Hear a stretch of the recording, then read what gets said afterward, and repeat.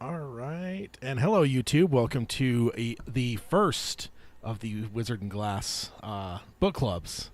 And we just realized right before we went live, I was mistaken. It is not the Wizard and Glass. It's just Wizard and Glass. So our slide is wrong as well. Oh, it's right there in the picture. It is. We'll have one. I mean, it's the Dark Tower 4 Wizard and Glass, but Yeah. No, and I was just telling Peter, the reason is because it's habit now. Every other one has had the Gunslinger, the Drawing of the Three, and the Wastelands. Yeah, so it's just habit. So yeah, so that's incorrect for this episode. I don't have any way to real time go in and edit that, but it's all good. We'll I don't know. It'll get fixed next time. Yeah, it'll be fixed next time for sure. But yeah, we're here for first kickoff in a while. We'll be talking about that in just a second. I have a whole thing that Peter's excited for, a tale of the tape, and statistics. Some of the fun stuff. So yeah, it's the first time in a while that we started a new book. So let's go ahead and let's see. I guess I make sure. Yep, I did start the recording. Don't want to forget that again. So let's go ahead and hit the intro and get started on Wizard and Glass, Book 4, Part 1. The Dark Tower by Stephen King. The man in black fled across the desert, and the gunslinger followed. Go then. There are other worlds than these. Death, but not for you, gunslinger. It's time we had our own palaver, I think, and it's going to take a while. And yet, dauntless, the slug horn to my lips I set, and blew. Child Roland to the Dark Tower came. We are content, one from many. Let the palaver begin.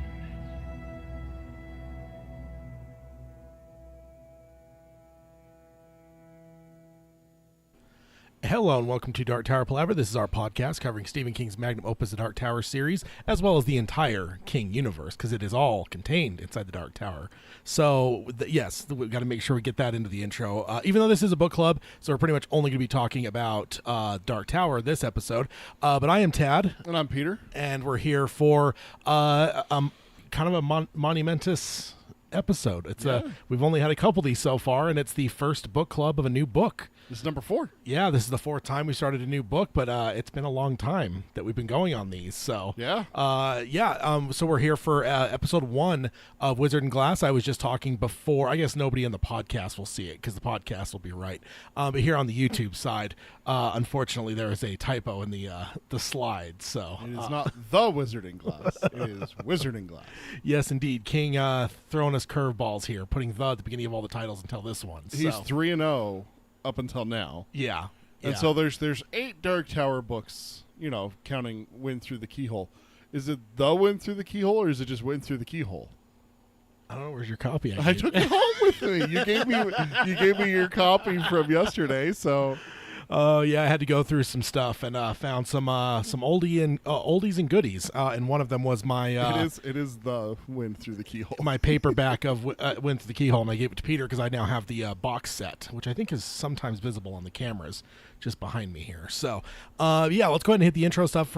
First of all, we don't really warn you about spoilers in this episode because we stay where we are at or before, except for the very, very tail end of the episode. We'll have a spoiler section, but you will be warned both visually and audibly before we get into that section, and it is at the very, very end. So if you are meandering through this book or the book 5 or 6 or anywhere else and you're not finished with the entire series and you're listening to this episode, this should be safe until we get to that spoiler warning. So you could just listen up until that point and then peace out until you finish the whole series. And then next up, if you want to find us, you can find us on Apple Podcasting. You can stream us on Spotify or Stitcher or now Amazon Music and Audible as well. Everybody seems to be getting into the podcast game now. Yeah. It's definitely pretty much everywhere. I don't know if there's anywhere I can think of that's a big media outlet type thing like that doesn't do podcasts at this point. I mean, you got Google Podcasts, even Google Podcasts, YouTube now has things. Apple's always had it. Yeah, Apple's the original. And YouTube, yeah, like they now have it to where it's actually marked as a podcast. So, Oh, is it really? Yeah. Yeah. That's what we were having issues with one of our shows, wasn't it? Yeah, because it wasn't showing up. Someone mentioned on YouTube Music, but our other show was, and it's because they created the whole podcast tab, and I put it on the new show, but I never retroactively went and put it on this show. But I have done that now, so we should be available on YouTube Music as well. And then if you want to subscribe, rate, and review us on any of those, we'd appreciate that. As well as we live stream all these episodes to start. If you want to be the first time listener, the best way to do that is live. There's no way to get it earlier than that. If you want to do that, you can find us over here at youtube.com/darktowerpalaver.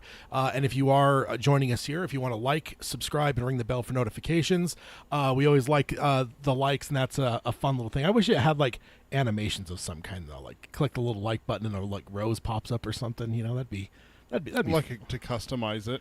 Yeah. Like we have a software we're using at work, and it has all kinds of animations and stuff when you click stuff, and that just has me wanting that kind of thing. And then subscribing and ringing the bell. If you are joining us live, we are going into the summer. Traditionally, it seems like we always have at least one time in the summer that we have to shift an episode for some reason. We already did, I guess, this year in the spring because of a vacation. But if those kind of things happen, the notifications are the best way to let you know if suddenly, wait a minute, we're coming the next week instead of 2 weeks away. If you don't hear us, or I guess if we don't know it, because sometimes things happen quickly. Yeah. Maybe someone gets sick or whatever. I don't know. But those notifications will help you know when we're going live. Then if you want to find the show notes, you can do that at darktowerpalaver.com. And not just the show notes, but all things Dark Tower Palaver are there. That is kind of the spoke at the central hub of the Dark Tower Palaver universe. There is no show notes for these episodes because what is there really to have notes on other than we're reading the text here? Yep. And then if you want to support the show, you can do that at patreon.com/darktowerpalaver. We just had a hangout yesterday. I just realized I also forgot to post that on the Patreon. So I'll do that as soon as we're done here. Apologies to the Patreon folks. I have not got that posted. I know we had a couple people join us live, but if you haven't, I'll throw that in there so you can watch it. We do those monthly, as well as the daily Discord server where you could always come in there and talk about the greatness of Randall Flagg and all those kind of things. Maybe build Stephen King stories out of emojis. Like see what kind of like how we can build up, like how do you tell Cujo in emojis, things like that. Dog car. Dog, car, boy, skull. I can't say hashtag Tad is terrible because you're going to be like, me or the kid that died? You saw the trap there. I saw the trap. It's only taken me 20 years to figure it out, but I finally started to figure out some of your hijinks. Yeah, and then Cody in the chat says, I assume Apple is why it's called podcast. I believe so. I don't know that for a fact, but that's what I've always assumed was the origin of the term podcast was iPods. And yeah, podcast. So I don't know though. I didn't even think about that. That's how I've always interpreted it. Whether that's the reality or not, I don't know. But that's how I've always interpreted it. But in terms of reaching out to us, Peter can tell you the ways to do that. Best way to reach us is through email. We still have our old email. It's darktowerpalaver@gmail.com. But we are transitioning over to a new one. It's show@darktowerpalaver.com. And then we have our social medias. We have Twitter, which is @darktowerpod. That's @darktowerpod. Our Facebook is facebook.com/darktowerpalaver. Our Instagram is darktowerpalaver, all one word with no spaces. And then check out our merchandise. It's tpublic.com/user/darktowerpalaver. Go get yourself a hashtag Tad is terrible sticker and put it on your water bottle, on your bumper. Nah, that's slander, sir. You wouldn't want to spread slander. It's not slander, sir. It's proven fact. It's scientifically proven. Oh, man. All right, so jumping in now. Wizard and Glass is where we are at. We just finished last month. We finished The Wastelands. So let's go ahead and dive in to the tail of the tape. Got some information here. So on the first day of August in 1991, King published The Wastelands. We've been covering that book since September 26, 2020 is when we started that book. 2020. So yeah, just under 3 years. Yeah, so when we were just talking about not too long ago, we're like, man, maybe around 2 years or so that we've been covering this, and yeah, it's a little bit over 2 years. Yeah, almost 3 years, just a couple months shy of 3 years. 4 months shy, yeah. Yeah, so and then we finished it last month, so we ended up spending 2 years and 6 months covering that book. So that's So that's one thing to keep in mind because we are talking about the next book here. So King, of course, ended it on a heinous cliffhanger, and I did use that term heinous because it really was like, Yeah. I mean, is there a Shame. is there? I mean, the problem is you can't really talk about King cliffhangers because he doesn't do a lot of sequels. So No, not many. And even the sequels that he has done have been. I guess I'll write a sequel to that. Yeah. Not exactly planned out. and most of those have been like in the last 15 years. Most sequels have come out in that time period. The Mr. Mercedes trilogy has Doctor 3. Sleep. Doctor Sleep came out Like- around the same time. So and none of those I don't think ever really. So this is easily the most heinous King cliffhanger of all time. Of course, we all know if you're listening book club wise where we left off last time. We did kind of wag our fingers at Stephen King for leaving people on such a horrible thing, and then in his outro saying, I'll get back to it here in the next couple of years," and no, he didn't. No, he did not. Cody says I'm about 10 minutes away from hitting the 4th book in my extended Dark Tower reread. Awesome. So he then apologized for it as he did it, as he ended on that there. He said in the epilogue he'd get back to these stories in a few years if he was still breathing. He did not. He would end up spending, it would be exactly 6 years, 3 months, and 3 days before this book was published. Jeez. So 6 years, 3 months, and 3 days. You know what's funny is I was looking through, and I don't think I took it down as a notes wise. There is the next biggest gap is not that much shorter than this one. I think it's months. It's not even years shorter than this one. So Between 2 and 3? no. I think it's after this one. Well, yeah, but that makes sense. He got hit by a van. No, he easily could have got back to it though. So from 97 to 2003. So it's like months less than this one. So I've always interpreted in my head, I've always had it that this was like the longest gap, which it is, but I always thought it was like far and away the longest gap. It's not. There's a close number 2, which I guess I never realized until doing the research on this. I think it's just because that in the middle of that is when he got hit by the van, so there's the recovery with that and everything that makes it seem like, maybe justifies that time a little bit. Yeah, maybe. So then let's see. That is the longest gap in the series that we'll see. And then also, in terms of, we were just talking recently about, I don't like page count because page counts are very, very deceptive. Whereas word counts are not. Word counts are very solid. You know what they are, and they're... Yeah, because we ran into this yesterday with the Hangout. We were doing a stand quiz. Where I was quizzing Tad on the stand quiz that I found, and it's like, what is the page count of the original stand? Yeah. And Tad brought it up. I never had thought about it. Well, what's the page count of the hardcover? The hardcover, the paperback. There's the mid-size. The mid-size paperback that King has done for a lot of his novels. I love those Dark Tower ones. Those are the ones that I gravitated towards instead of the regular paperback because they had the illustrations in them. Yeah. Which were really cool to see. Yeah. So they're going to have 3 different page counts for all of those. Not to mention if you have anything special, we're releasing a 10th anniversary. That could be a different size, a different font and everything. Yeah, exactly. So word counts, what I like to focus in on. One thing to point out is we've been getting progressively larger in terms of word count as the series has progressed, and it's not stopping here. Here is the word counts. The Gunslinger, 55,376. Okay. So 55,000. That's not bad. I mean, ultimately it's 4 or 5 shorts that were published in a magazine that was then published together. The Drawing of the Three jumped pretty big from there and went to 125,948. So that's quite the jump. And then we had about almost a 50,000 word jump. Maybe I said pages. I meant words here. I may have accidentally said pages a second ago. So 125,943, and then the Wastelands jumps to 173,489. So almost a 50,000 word count jump there. Almost the length of Gunslinger added to Drawing of the Three. Damn near. Yeah, a little bit. A little bit short. A little bit shorter. Now this one though. Give me the Wastelands one more time. 173,49. Okay, 173,000. Got it.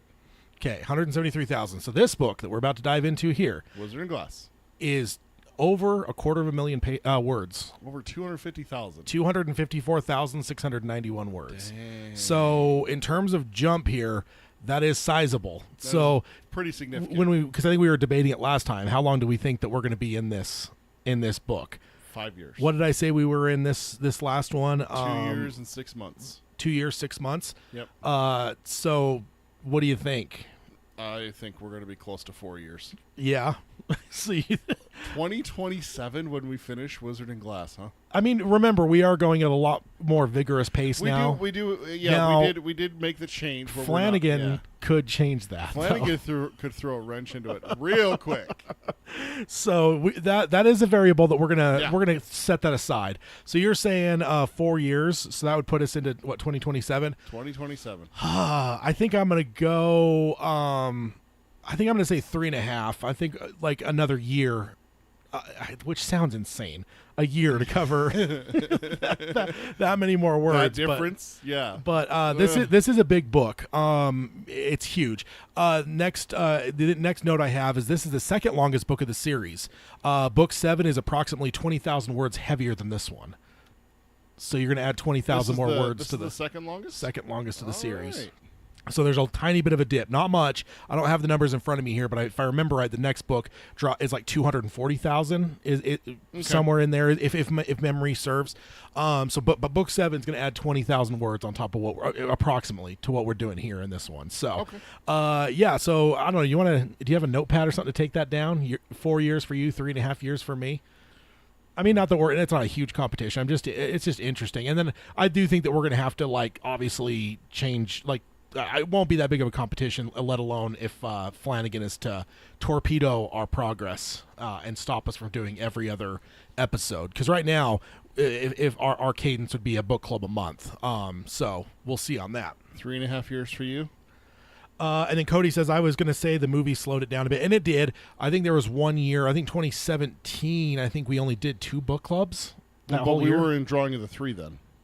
No, I know. Yeah. But Cody's just mentioning that the movie did slow us down at one point too. But yeah, that was the first book. I think we sped through pretty quickly. The second book, we took almost an entire year off. Basically, I think we had only 2 or maybe 3. Maybe we had 1. And I think one of them came in December. Yeah, exactly. We barely squeaked in the second or third one that we did that year. So there wasn't a whole lot covered in that year. But yeah, Flanagan series, if and when, hopefully, we get a green light on that. Hopefully at that point we could definitely figure out what our cadence is going to be or whatever. But yeah, and then going on, let's see. Then we talked about the fact that the series has not really been consistent in how the books are broken up.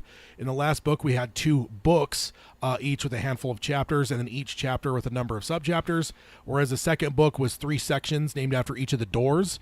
This one is actually divided into 4 parts, each one containing chapters and subchapters, so it's a bit more traditional. This feels a little bit more like what King generally does with his books. I think the last one's the biggest outlier, though. Yeah. To have 2 books and then that was it, and then a bunch of chapters and subchapters, that was a strange way to format. So we're kind of back to a more traditional setup here. The first and last sections have 5 chapters, and the middle 2 sections have 10 chapters.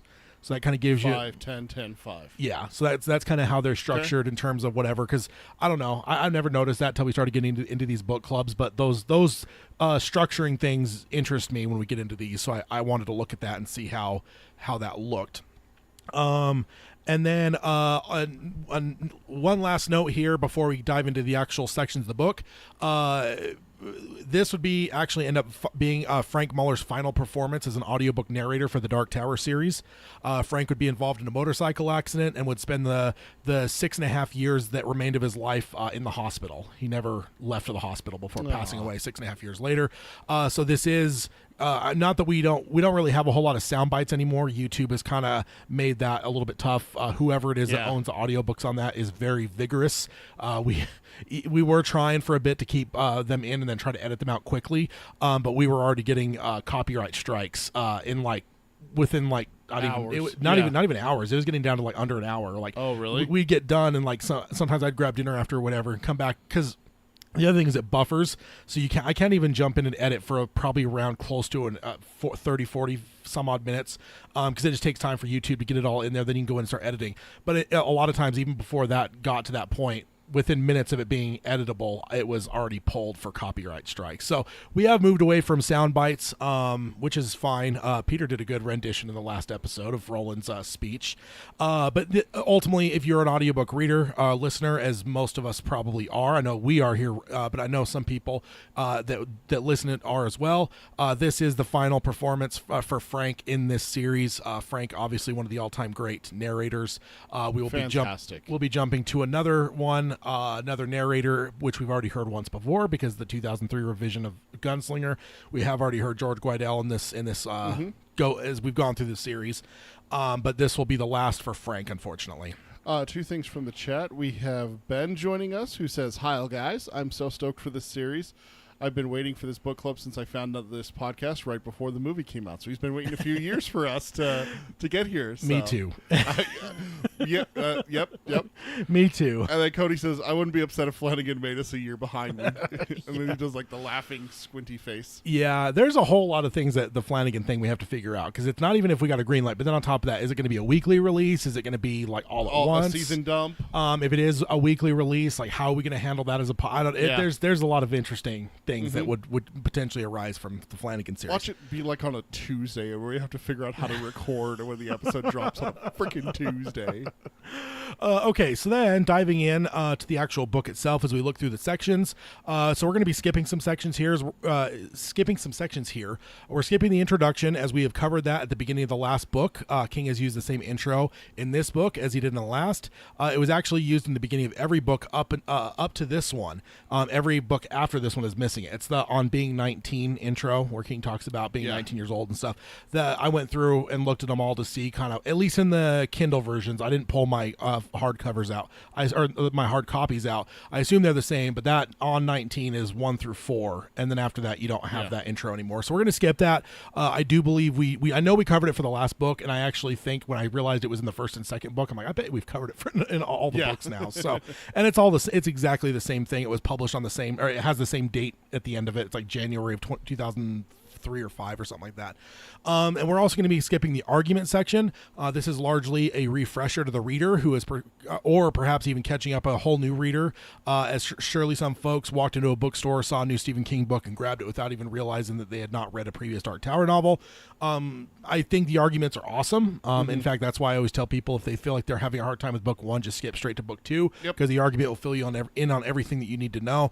But this is ultimately would be redundant to cover this in a book club because we've literally gone through everything. Yeah. So if you need a refresher, go listen to the book clubs. Go listen to the other book clubs. So we are. Cody says 12-hour marathon all in one shot.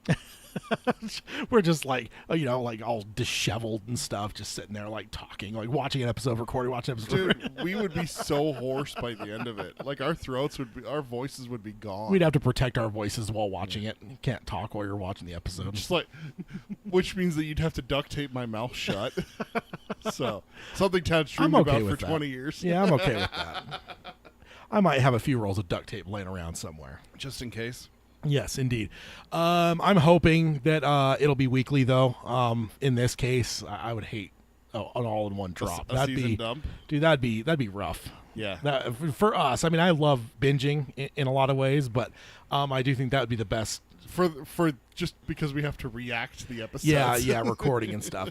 So that's it for the intro stuff, but let's go on over because there is the epigraph at the beginning. I'll want to read that, and then we'll dive on into the beginning of the story here. So the epigraph, we have Romeo saying, "Lady, by yonder blessed moon I vow, that tips with silver all these fruit tree tops. Juliet, oh, swear not by the moon, thy constant moon, that monthly changes inner circle orb, least that thy love prove likewise variable. Romeo, what shall I swear by? Juliet, do not swear at all. Or if thou wilt, swear by thy gracious self, which is the god of my idolatry, and I'll believe thee." And that's from Romeo and Juliet, William Shakespeare. I assume we all probably know that. Then we have what? Then we have. I can't ever think of Shakespeare though without Hot Fuzz. He's guilty of killing Bill. What?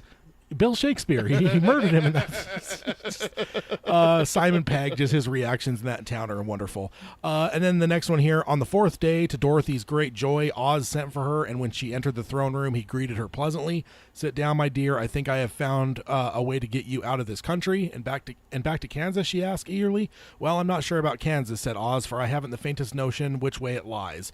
And that is from The Wizard of Oz by L. Frank Baum. And then we've got the last one here. I asked one draught of early happier sights. Ere fitly I could hope to play my part. Think first, fight afterwards, the soldier's art. One taste of old times sets all to rights. And that is from Childe Roland, The Dark Tower Came by Robert Browning. So those are the things that King gives. I always love those because I feel like it gives you some context for what you're about to read. Yeah. I think that's kind of what King's doing in a lot of ways. It's just like, have these kind of things in your mind a little bit. So those are always interesting. So then we're getting into part one, which is subtitled Riddles. Which I wonder why. I wonder why.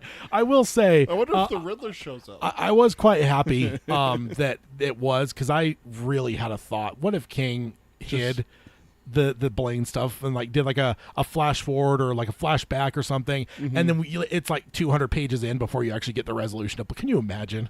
I mean, riots in the streets. He's already a monster. We already know this True. with the time he let people wait. Hashtag King is terrible.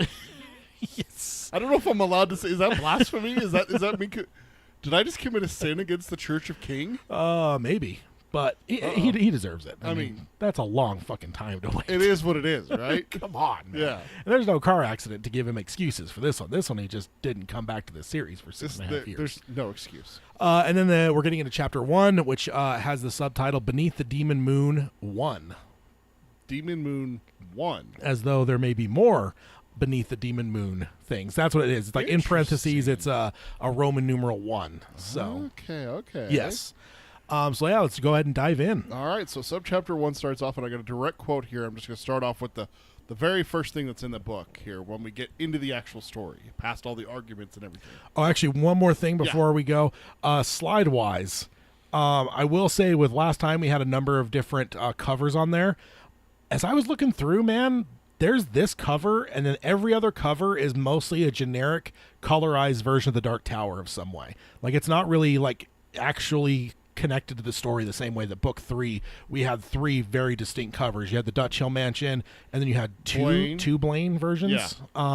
This is really the only one that's truly like Wizard and Glass cover. So slide wise, that's why we only have one cover versus where we had a variance of covers at least the last book. I don't remember what we did before that, or maybe we weren't even doing YouTube that far back. But with this one, that's why literally as I was going through, every other cover is like just some not obscure, but just some Dark Tower image with its like different colors and like some different weird things. So this is definitely the one that we wanted to go with. Sounds good. Not to cut you off there, but I did forget to add that to my notes. Understandable. I get it. So starting off subchapter 1, it goes, the town of Candleton was a poisoned and irradiated ruin, but not dead. After all the centuries, it still twitched with tenebrous life. Trundling beetles the size of turtles, birds that looked like small misshapen dragonlets, a few stumbling robots that passed in and out of the rotten buildings like stainless steel zombies, their joints squalling, their nuclear eyes flickering. One is so that's the end of the quote. And so one of them is crying out to show your pass card. The robot calling out is stuck in a corner of the lobby of the Candleton's Travelers Hotel. It has a 6-point star embossed on its head, and over the years it's banged a shallow concavity into the steel-sheathed wall blocking its way. So it's basically just banging its head into a wall. Yeah. And it's just kind of like dented, worn in. How long do you think it would take to basically bang a dent into steel? I mean, luckily we work with metal. We work in a machine shop. Like luckily it's a steel robot, so I mean that probably helps it a little bit. Like versus if it were a flesh creature, it would probably it probably could never do it. But with steel on steel, it would take some time though. I think of like the scene in Shang-Chi in the Legend of the Ten Rings where you see the post that he had to punch that always like bloodied his knuckles. Yeah. After years of punching that post, he barely wore down wood. Yeah. And his knuckles were all beaten to hell. We're talking steel here. Yeah. And so I said, what is this robot made out of as well? I know it says steel, but I worry that I wonder if it's something different than just normal steel, because I've seen steel hit each other. One's weaker. There's going to be a weaker one. Yeah. That kind of thing. And the fact that he's only made a dent makes me think there's got to be something else to this robot, right? I mean, we've seen some stuff now in Lud that makes you wonder. Yeah. Yeah. I also, what did it say? Nuclear eyes. Oh, yeah. That's a comforting thought. Nuclear robots. No, it's not. And then in my note here, one interesting thing here is how there's a semblance of a society. The first look that we have at the first looks that we had at the wastelands was pure desolation, and now we're seeing towns. That's kind of interesting. Yeah, because I mean, if what we saw in the last book at that tail end, what they were seeing there, I don't think anything short of those monsters could live. We there. didn't think of anything humanity-wise was going to be there. No towns, no buildings, or anything like that. Here we're hearing about a hotel, a traveler's rest, if you will, I think is what it was. Yeah, Candleton's Traveler's Hotel is what it's called. Yeah. And so, and then we get further on into the subchapters. Because in my mind, we're in the wastelands. We're in the wastelands. So right. it's just strange, because what we saw at the wastelands last time gave us a very, very distinct image. And this is not what I expected. It looked like a pit of hell. Yeah, exactly. Creatures so it's like, crawling in and out. Giant snakes eating bugs off the side of cliff faces. Yeah. So yeah, yeah, absolutely. Interesting stuff there. And then I got a quote here from the robot. It says, "Show your pass, Pard. Elevated radiation levels possible south and east of town. Show your pass, Pard. Elevated radiation levels south and east of town." Radiation automatically makes me think of nuclear war. And I just... elevated radiation, that's not good. And we've seen muties throughout this series. Yeah, Eddie's called it out that the great old ones nuked themselves. We had the bees, and we had other stuff inside of Lud and everything like that. Yeah. And then everything in the wastelands that we literally just talked about. Yeah. So makes sense that we have radiation. Yeah, and then my note, Blaine said worse than nuclear, so whatever that is, it still it contains radiation, apparently. Right. So Blaine kind of took away the fear from us that it's not nuclear, it's something worse, and so it makes us think worse. But when you don't know what that is. I mean, we talked about this in the last book club or the book club before. What's worse than nuclear? We don't have anything. Nothing worse. in our world. Nothing in our world, so No. we can't really imagine that. But here, King's adding a little bit back to what we know. Yeah. Is that it's radiation, and it's like, oh shit, like we understand that. We know what it's like. We both love the series Chernobyl. We know what radiation does to people and how fast it can kill you. So it's, again, it's a way of establishing danger, Will Robinson, danger. Grab that graphite piece of graphite on the ground there. Don't ever touch graphite. I'm never touching graphite in my life. I swear I won't. I don't want to. No. I've got graphite here. No. No graphite. I have a pencil. That is definitely graphite. And so, next up, a bloated rat, blind and dragging its guts in a sack, struggles over the robot's feet. The robot takes no notice and continues butting its head into the steel wall, crying about radiation and showing your pass, Pard. Behind the robot in the hotel bar, the skulls of men and women who had come into the bar for one last drink before the cataclysm caught up with them grinned like they had died laughing. Perhaps some of them had. Smiling skeletons. That sounds fun. Yeah. All signs of this point to nuclear war. Like everything in my brain is like, okay, this is a nuclear war. That's all we understand. That's all we understand. Strains gross on the animals / mutants and radiation. But then it drops the line like cataclysm caught up with them. What do you think that means? Like something's moving across the land? Some sort of rolling destruction. You think of like The Mist, for example. Yeah. Something not fast moving, but like coming through. And it's like, well, we can't outrun it, we can't beat it, so I mean, honestly, you may be onto something there with The Mist. Right? Oh shit, dude, what if it is The Mist? I mean, what if The Mist is like they have a version of it, kind of thing? A version of it that's and these are the monsters? Yeah, it could be the monsters. Oh shit, that's what Project Arrowhead pulled through, is this shit? No, I think it would be a different version because the Mist wasn't radioactive. That's true. So, otherwise everyone in that grocery store would just be dead. Yeah, exactly. But doesn't mean that a similar version of something, but from a worse area. Someone's like, hey, you know that mist thing that Bill concocted over here? Well, Gary's got this thing called radiation. What if we combine the two?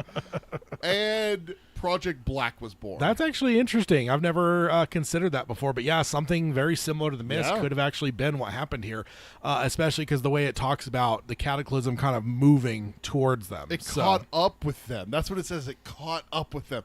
Caught up with them means to me that they had a chance to run. They're running, but then it caught them. A nuclear blast. You look at the nuclear bombs that have gone off in wartime here in our world. Or just testing. You can look at that too. Yeah, there was no running. Yeah. There was no chance to escape. You saw the plane and you went, well, that's that. There is no escaping that. There is no catching up to you. There's a blast radius. So this is different. Yeah, definitely an interesting thing there. But yeah, I think the mist. I think you're onto something there. Oh, okay. And then my note here: the rat is a very nasty image, one that I can't help but think that Flanagan will be relish showing us. I know, right? In gruesome detail. Just the bag of guts. Yeah, the sack of guts dragging behind it. That sounds like it'll be a fun image, I think. No. And so then the subchapter really picks up and it goes, then Blaine blasts through town, running up the night like a bullet running up the barrel of a gun. Okay, I didn't take a note of that, but I like that line. Running up the night like a bullet running up the barrel of a gun. Yeah. I didn't notice. I didn't notate that, but I just reading it out loud was like, that's kind of a cool line. Yeah. So windows shattered, dust shifted down, and several skulls disintegrated like ancient pottery vases. Outside, a brief hurricane of radioactive dust blew up the street. The hitching post in front of the elegant beef and pork restaurant was sucked into the squally updraft like smoke.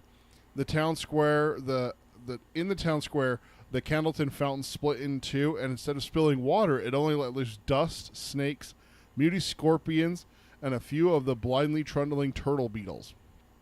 Then Blaine was gone so fast it was almost as if it had never come at all, and Candleton reverted back to the moldering activity which had been its substitute for life over the last 2.5 centuries. Then the trailing sonic boom caught up, slamming through the town for the first time in 7 years. It caused enough vibration to tumble the mercantile store on the far side of the fountain. The robot tried to voice one final warning and quit for good, facing the corner like a child that had been bad. Bad nuclear robot. That's an image for you, as a robot with a dent in a wall. Just now, here's another thought. With the robot being powered by nuclear, is it possible that the nuclear was from this world and whatever cataclysm only carried and spread that?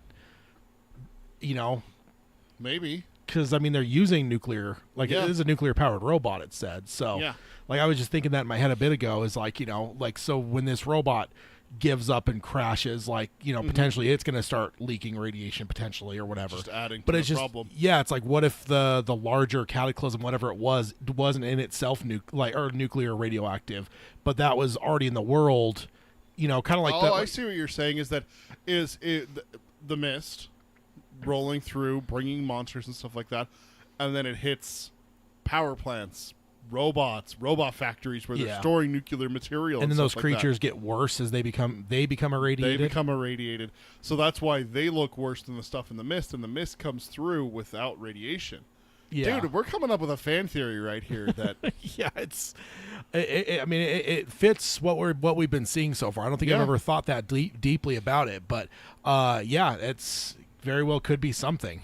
I have a little bit of a discrepancy to discuss here. Blaine has to be running faster than he would be if people still lived here. A sonic boom would shatter all windows and could hurt people. So he is hauling ass. Like there's laws in place that you're not allowed to fly certain airplanes over sonic boom, over populated areas because of the sonic boom will break windows. We've had that happen. We have an Air Force base north of us here. At less than an hour. It's up there, It's up there. North of us, and there have been accidents where they've, gotten close to the sound barrier. I don't think they've ever actually broken the sound barrier, but they've broken windows, and they've had to take care of it. There was like the one thing a year or so ago. I was down it was a Saturday morning. I was down watching TV or whatever, and I heard this loud fucking boom. I'm like, that was a sonic boom, we hear it every once in a while. It turned out to be a fucking comet. It was a meteorite. Like freaking meteor broke the goddamn thing right above the our, atmosphere. Yeah, it crashed into the mountains. and some to the guy east of had a us. fucking Ring camera that happened to catch it. It's the only reason. I mean, because they were like, everyone was asking, like, Was that the Air Force? The Air Force. Everyone was asking, like, Utah's seismological shit up at the University of Utah, where it's like, what the fuck was that? Like, it was just this whole thing, and it ended up being just some random guy happened to be walking into his house, and his Ring camera turned on, and it happened to catch a fucking flash of light coming from the atmosphere. And it was the meteorite. That was fucking loud, man. Like, the sonic booms are. And the thing you don't mistake them for anything. There's nothing like, it's not like, oh my god, was that a firework or was that like a gunshot or it's so far beyond what any other sound that we generally experience. You know, it's something different. Yeah, exactly. So having that happen on a town, there's no way that he would be able to do that. No, right? I'm guessing Blaine probably had to slow down for populated areas, right? You know, in between areas, go as fast as as he can. But then, you know, when you get closer to these towns, he probably has to slow down, travel, you know, a certain distance, and then speed back up, kind of thing. Like, yeah, but it is specifically, and I took it down almost word for word. It says the trailing sonic boom caught up, slamming through the town for the first time in 7 years. So it's saying like the sonic boom came through before. So it's just, I don't know. It's just a little weird that like King would write it that a sonic boom happened in this town previously. But then again, maybe they have it to where, you know, it's like okay, Blaine's going to come through twice a day when those happen. I mean, we have videos of that in like India and heavily populated areas like that. The people will fold down their shops, the canopies and stuff like that when the train comes through. Have you seen those videos where it's just like they're right up to the tracks of the train? And maybe it's something like that where it's like they've developed to where they can withstand the sonic boom, and the only reason that we're seeing stuff happen now is because it's degraded. It's been what, 250 years, I think, is what it says. Yeah, it's been a while. We're certainly not up to snuff here. Yeah, as it would have been when it was probably built. Yeah, it's not new. But here's my discrepancy: 7 years. So I know this is the other side from River Crossing, but they made it sound like the last they had heard it was a long time ago. It was like Aunt Talitha was it either when she was a kid or it was even like the person before her when they were alive. Like, it had been a while since any of them had seen either of the trains come through. Like, they were within maybe one generation of it, you know, and it was being passed down verbally. I know this is the other side though. But again, sonic booms are loud. Yeah, and then it says, but a sonic boom hit this town 7 years ago. But here's the other thing: Patricia was killed 70 years before this. I went and looked it up. Patricia was 70 years before, which I think that's probably the Aunt Talitha thing. Is they heard Patricia, and that was. But she didn't do a sonic boom. She just went off into the River Send. Yeah, and I'm not even talking the sonic boom. I'm just talking the trains traveling. Oh, okay. So this is saying this town had a sonic boom 7 years ago. Patricia was killed 70 years ago. And then when Blaine begins to move, it says for the first time in 10 years. So how does this town hear a sonic boom 7 years ago? Yeah, the math on that doesn't add up. Like, of course, there's 6-something years between the books written here, but I do think that may be a mistake there by King, because I actually went back and like searched it, because I'm like, okay, I remember it saying that Blaine, because also like the pubes and the grays, like they had an understanding of like, I feel like if Blaine had moved 7 years ago, I mean, Winston and them would have seen him move. They would have seen him moving in and out of the cradle, and I just feel like the sense I always got is none of them had seen him move. And at 10 years though, it says first time in 10 years that he had started to move. So I guess some of them probably would have seen him move, but it never conveys that. But either way, 10 years, 70 years, and then now you're talking 7 years. There's something not adding up. Something's not adding, unless there's other trains that we're unaware of, and that's the only thing that you could potentially say is maybe there's other trains that run these tracks that aren't stationed in Ludd, that, you know, maybe are stationed on the other side. And are coming into Ludd and then going back out. Maybe. Yeah, who knows? But, yeah, just covering the book clubs, some of those numbers are fresh enough in my head where I'm like, 7 years? You're like, wait. That doesn't sound right. So did the research on it. So, yeah, a little bit of a discrepancy there. Gotcha. So going on, 200 or 300 wheels outside of the town where radiation is much lower, the Monos track swoops down to less than 10 feet off the ground. That's terrifying. Yeah. 850 miles an hour, less than 10 feet above your head? Yeah. Ugh. Yeah. Go ahead. That would make for a bad day. Yeah. As we're about to see, we see a doe that almost looks normal. Walks out from piney woods to drink from a stream in which the water has had 3/4 cleansed itself. The doe was not normal, however. A stumpy, boneless fifth leg hangs from its belly. It also had a milky third eye on its left side of its muzzle. Yet she was fertile, and her DNA was in reasonably good order for a 12th generation mutie. 12th? I didn't even think about that. 12th generation. Okay, so deers live for 10, 15 years, right? Yeah, something Like that. They don't live super long. And we're doing 12 generations, Yeah. 120 years, Yeah. give or take. Somewhere in there, yeah. Okay. In her 6 years of life, she had given birth to 3 young. 2 were good threaded stock, but the third had been a skinless bawling horror that had been killed by its sire. And then I took a direct quote from the book here. The world, this part of it at any rate, had begun to heal itself. So my note here is that if it isn't nuclear, it still has a lot of the same side effects. Yeah. Like the giant bees, this mutie deer and stuff like that. This all screams radiation and mutations and stuff like that to me. So yeah, definitely. The last line, the one that I quoted, does that imply that some parts of the world aren't healing? Yeah, I think so, because I would say that my understanding is that most of the world is not healing. In fact, my note is this is actually kind of an outlier, because it's like, is this something hopeful from this world for the first time that we've seen? Because this world is a degrading, decaying world. Everything we've seen, it's going down. This is the first time that any of us have seen anything to maybe show that it's going up. Like that there's some kind of rebound. This is on an upswing There's instead of the downswing. Yeah, there's kind of a rebound. Okay. And I said, my next part of the note, it kind of reminds me of the tree in Minas Tirith that begins to sprout because the king is coming into his own. Symbolic, even if our characters don't see it. That's what came to my mind is Lord of the Rings. There's that tree, the tree that's in the court of Minas Tirith. In Gondor. Yeah. Yeah. Like that's right outside the thing, and it's a dead tree or whatever, but it's like the tree or whatever. But then you get that one sprouting the blossom. So it's like kind of symbolizing, and it just kind of makes me wonder, like, maybe is this just some kind of positive look on things that, of course, our characters aren't seeing it, but we are. Kind of maybe gives you like maybe there's some hope for this world yet. I know, right? Yeah, exactly. So going on, the deer is drinking when it looks up due to hearing a low humming sound. A moment later, it is joined by an eyelash of light. The humming sound, not the deer. Alarms flared in the doe's nerves, but even though she is very fast and the light is many wills away, she never had a chance to escape. Before she could even fire her muscles, the distant light had swelled to a searing wolf's eye of light that flooded the stream and the clearing. With the light came the hum of Blaine's slow trans engines running at full capacity. See, that's what... Full capacity. There's no way he runs at full capacity through a town. I think it would just they would just set it up in a way to where, you've got to slow down around towns. Well, it's just like trains here or across the world. What about traffic? Yeah. Right? Like when you go on the open freeway, you're going to have 80-something mile an hour speed limits. But then when you get close to a town, you're going to see those drop down to 65 on the same freeway, right? Yeah. So it's like, I think it's kind of that same thing where it's like, if you're out driving through the freaking West Desert, west of Salt Lake City, like who cares if you're going 80-something miles an hour? Exactly. There's nothing out there. From here to like Reno, it's like that. I mean, I literally just drove this in November when I went to San Francisco for my vacation.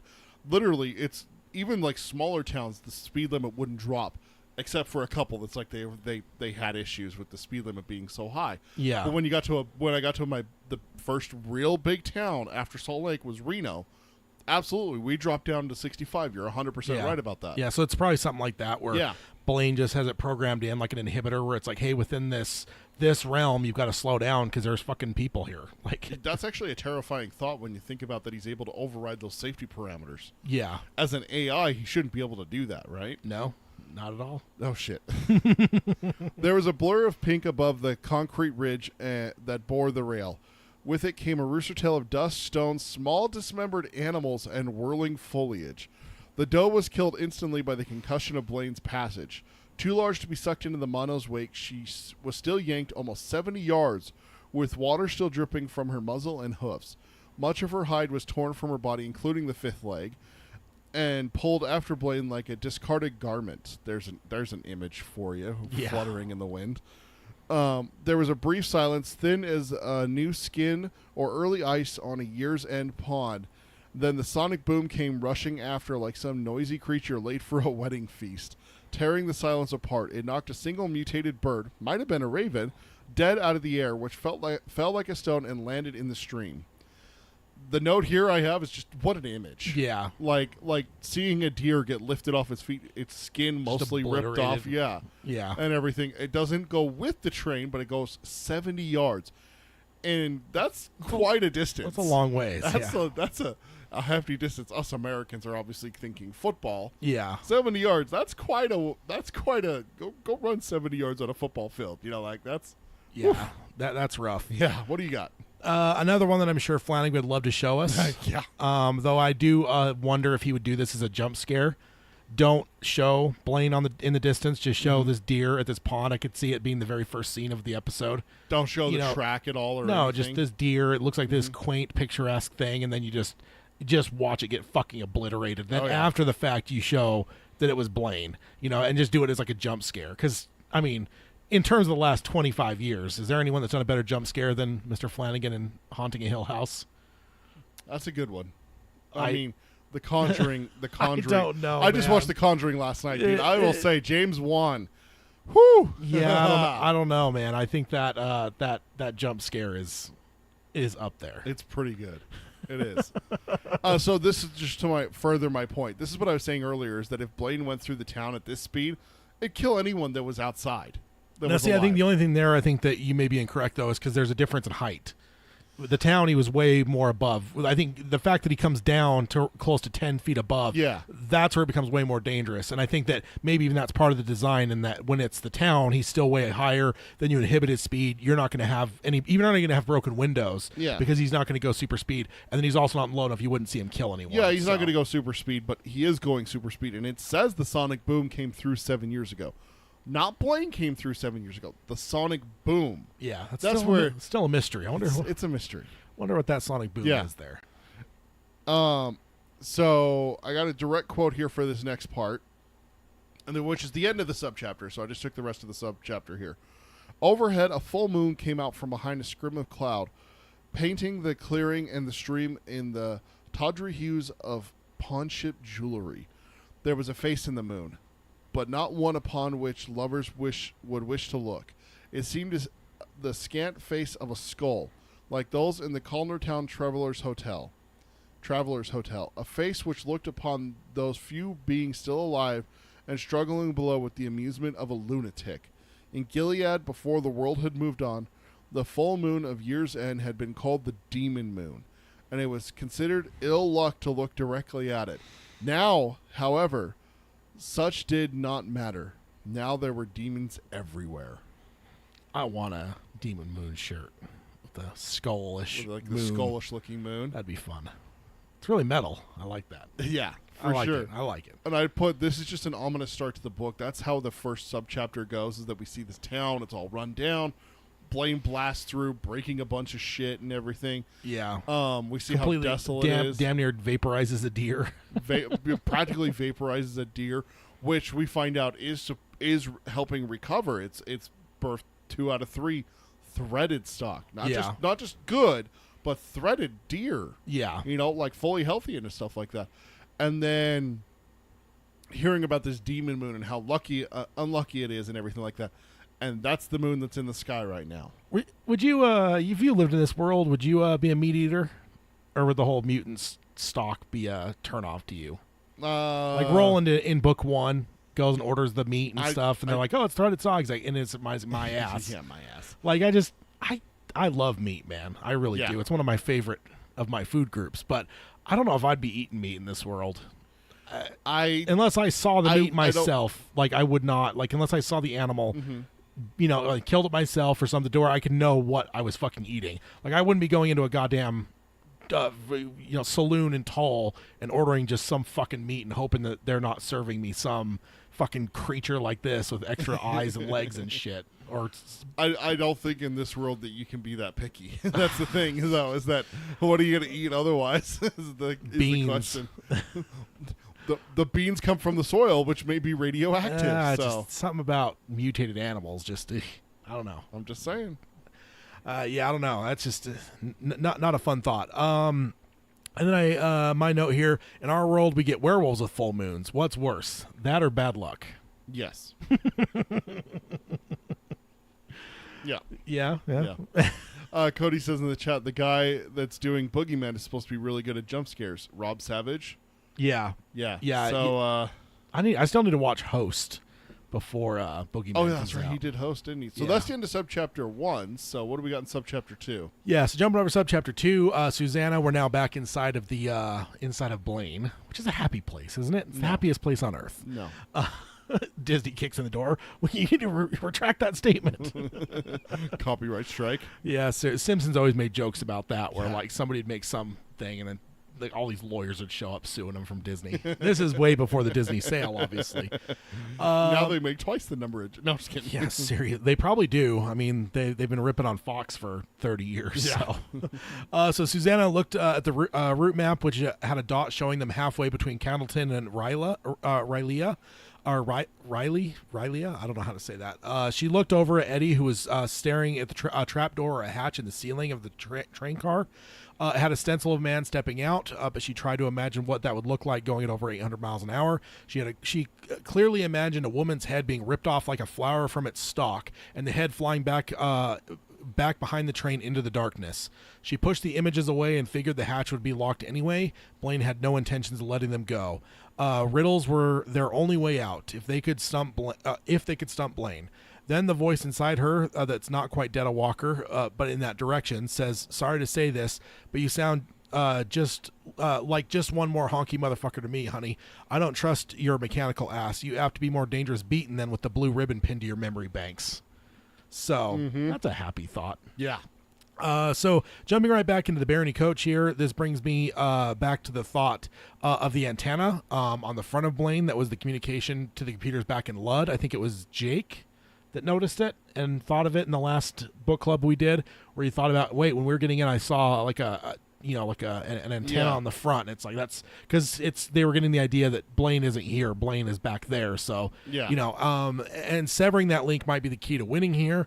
I mean, that would be cheating, of course, but it would spare their lives. Now that we have a hatch, Can't have a riddle contest if one of the contestants leaves. Now that we have a hatch, though speed makes it unlikely to work without slowing Blaine down first. My next note, I didn't mention it this last episode, which was the last book club, but to me this felt narratively like the answer that was going to save them. I don't think I mentioned this because at the very beginning of the book they beat Shardik by shooting the dish off his head. Now they're basically giving us an antenna on top of Blaine's head. It just felt to me like there's your solution. You did. Did I mention that? You did. Okay. Like if I in my head. Yeah, like, this rings so many bells. Yeah, so it just felt like a really good callback. Like you kind of begin, and I guess you'd say end the book in the same way, even though you don't end the book because they carry on to this other book. Yeah. But still, narratively, it feels like something that would actually make sense that this would maybe be the answer. So now King is sitting here showing us a trap door that we didn't know about before, or a hatch, whatever you want to call it. As a reader, I'm sitting there going, okay, so now we got an antenna. We had A, now we got B, now all we need is C. Yeah, exactly. Now we just need to get Blaine to slow down and send Oi out there to make sure it's safe, and then and then send someone out with a gun and shoot that goddamn antenna off. Bing. Susanna here is giving us very uncomfortable thoughts that Blaine may not be a train of his word. Winning could make him more dangerous. Yeah, you're absolutely right, and that's where my note comes in, which would set it up perfectly for where they have to kill him to survive. So, following your train of thought, which you implanted in me last time we did the end of book 3, was, oh, that makes perfect sense. Why the antenna is going to be it, just like Shardik and everything like that. And so they're going to have to find a way to slow him down. They're going to beat him in the riddle contest. He's going to refuse to stop, and then someone's going to have to go out the hatch and shoot the antenna. Yeah. It's setting it up perfectly for that, right? It feels like it for Yeah. sure, yeah. And like I said, especially with the hatch being a new addition that wasn't mentioned previously. In the previous book, yeah. It's like, oh, it took you 6.5 years to come up with that, huh, King? Okay. Yeah. Now what we really need, of course, is Flag to enter and save the day, because, of course, Flag is the hero and all. No, stop it. So next, Jake is holding the riddle book that has seen better days. He holds it out to Roland, like maybe he didn't want the responsibility of holding it anymore. Susanna empathizes with him. The key to saving their very lives might be inside that grimy book. She doesn't think that she would want the responsibility of holding onto it either. Jake asks if Roland wants the book. Oi mimics Jake's question and then takes the book in his teeth and stretches his disproportionately long neck to offer it to Roland. Roland glances over, but his mind seems preoccupied, and he says not yet, that he doesn't want the book yet. He looks back at the route map, which was all they had to face Blaine, since he did not have a face. They were nearly to Rylea now. Susanna wondered what the countryside they were passing looked like, but thought better of it after what they had seen in Lud. Yeah, I don't know if I'd ask.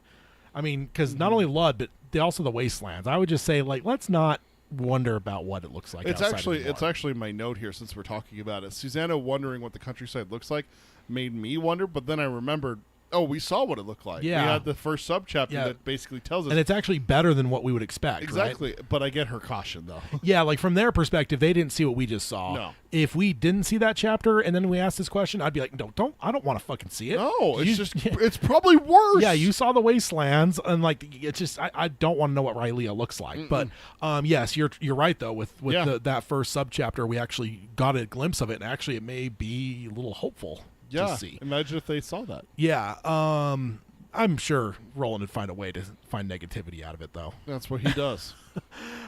So a good reminder that Jake is only a boy. I think most of us have felt that fear of responsibility at some point in our childhood. But I doubt that any of us truly had lives at stake when we were given responsibilities that scared us. I think most of the time those responsibilities were like fake responsibilities, I'm right? Just a kid. It's like your dad or mom will like make you think you're in charge of something important, but like when you look back at it now as an adult, you're like, oh, it was fucking dumb. Like I wasn't responsible for shit. Like but you felt like still you may have felt like, oh my God, I have to hold the map for the road trip. Like I don't want to hold the map. Like we can get lost. Yeah. What if I get us lost and then we die? Yeah. It's so. But Jake here is legitimately, he's a boy, but he actually has the legit concern that their lives are on the line with potentially with that book. So also Oi is talking more and even taking the riddle book here. The riddle book relay here. I mean, from Jake to Oi to Roland. Yeah, I said what I didn't take the line, but it was like Oland. What did Jake say? Roland, do you want this? Like, here, Roland, do you want this? And he's like Oland, aunt is or something. Yeah. Like it's something along those lines. Yeah. So yeah, it's he's starting to chat a little bit more there. Little chatterbox. Soon he's gonna be like a kid where you can't shut him up. Yeah, I'm down. I wonder, in my next note, I wonder if some of this stuff is restating things like the map as Blaine's face comes down to being a new book that's 6.5 years later. Feels like the need to restate things to remind readers or to make sure new readers get the details that the argument section could never get into. Yeah. Like something like, you're never going to be able to cover the fact that the route map is Blaine's face. Like that's way too detailed to be in the argument section. And then if you're a 6.5 years later reader, you may not remember that. Or if you're a brand new reader, you wouldn't know that. So that's the thing. Is that some people picked up book 4 and read that. Yeah, we've had a couple fans that have emailed. I started on book 3. It's like, wait, what? So I think that it's a very interesting way to where King is like subtly resetting the ground a little bit. He's kind of resetting the stage in a way. Yeah, kind of like what we were talking about with subchapter 1. Is it's kind of like reestablishing the wastelands, that it's not what we saw exactly outside of Lud. It's like, it's still bad. Radiation levels south and east of town, that kind of thing. Yeah. Oh, we see the muty deer. Okay, things are starting to look better, but they're not there yet. Yeah. So kind of reestablishing that, and then when we go back inside Blaine, we have to reestablish that as well. Yeah. Yeah, for sure.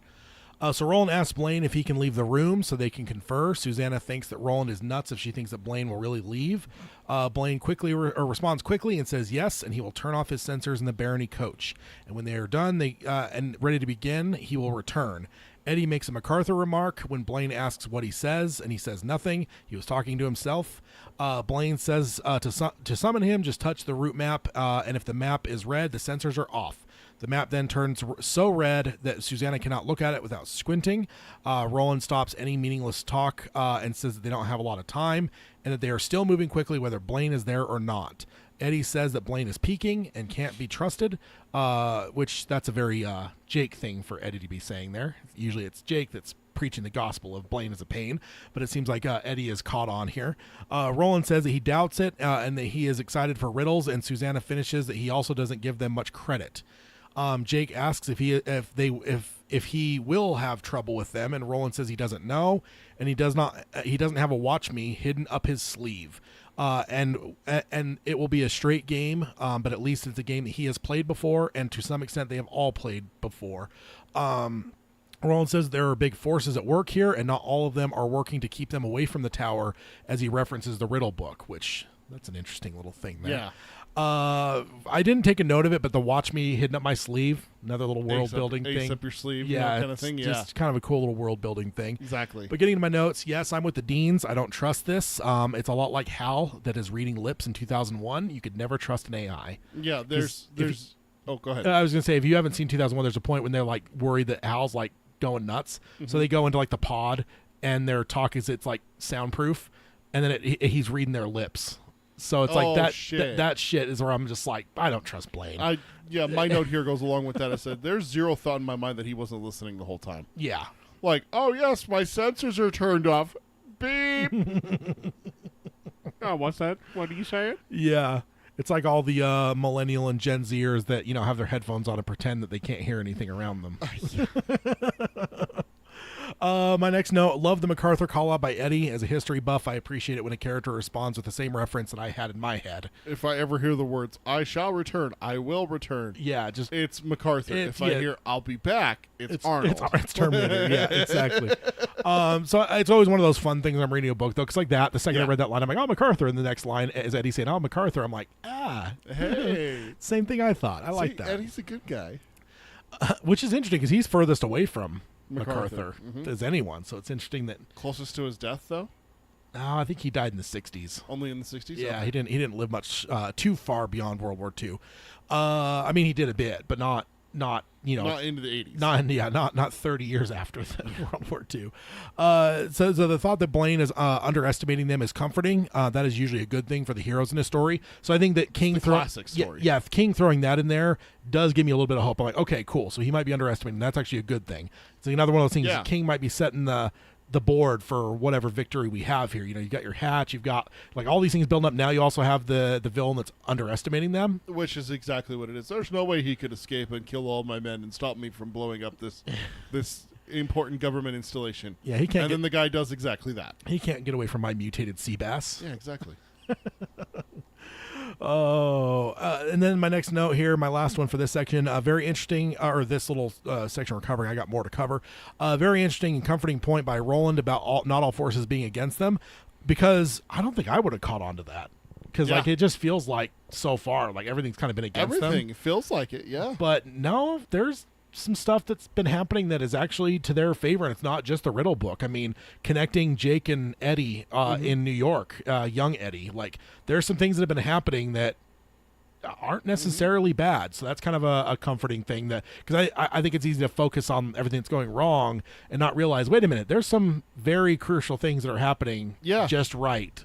And maybe there's outside forces that are. It's always that way, right? Is that you see the bad things and you overlook the good things that are linked together and stuff like that. But you're absolutely right.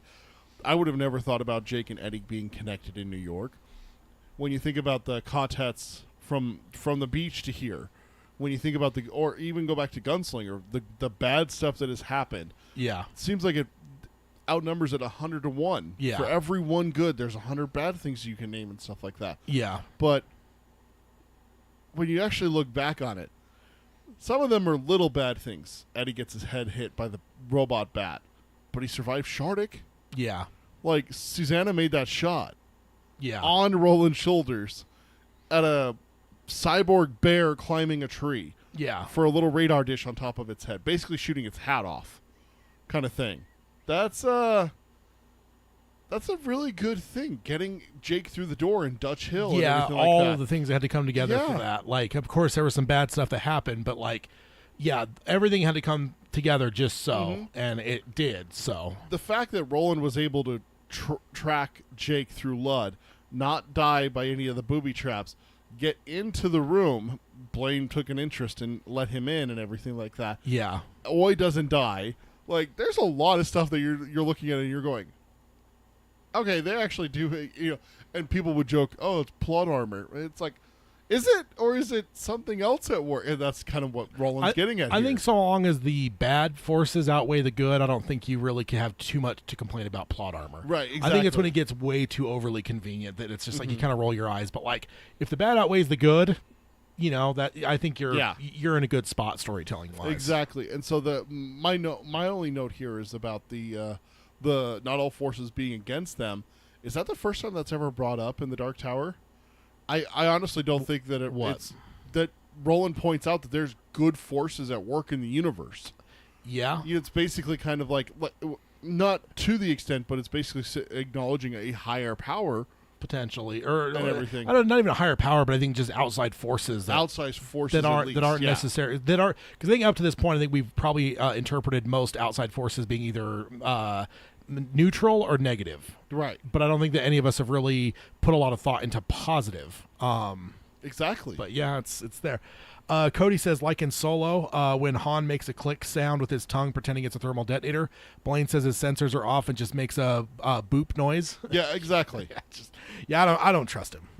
He's my stuff is off. Boop. Yeah, exactly. Yeah. Although I will say that if in the context of things, like shutting the AI off for the coach seems like something that you may actually build in to a high class thing. So, but you also build in the safety parameters to not be able to do a sonic boom through Candleton and no, I know. I'm just saying that they're like, if you might have some like people that want to have like confidential things, like, so it isn't outside the realm of possibility that maybe he is actually shutting himself off, right? Like, especially because there's got the built-in, like, everything goes red to where it's like the people on the Barony coach back in the day would have known privacy at this point. Yeah, you've got privacy type. So I just to give Blaine a little bit of credit, it wouldn't be outside of the realm of possibility that would have been a design intent of him as a creation. Not saying that's not a possibility. I'm just saying I don't believe that he wouldn't override that, just like he overrode his speed restrictions going through a town, kind of thing, Possibly. Like I said, I just wanted to give him a little bit of credit that it's at least possible. Blaine deserves no credit. Susanna heard Roland, but was more focused on Blaine, who had gone away like a kid who was and covered their eyes while his playmates hid. Then she realized that they were Blaine's playmates now, and that somehow was a worse image than the one that she had while thinking about leaving the hatch. Which, for a reminder, was the head being plucked like a flower off the thing. That's a fun with a little popping noise, just a little. Yeah, or it could be a tearing noise. It's with wind ripping it off there. Eddie asks. Oh, you holding your head there?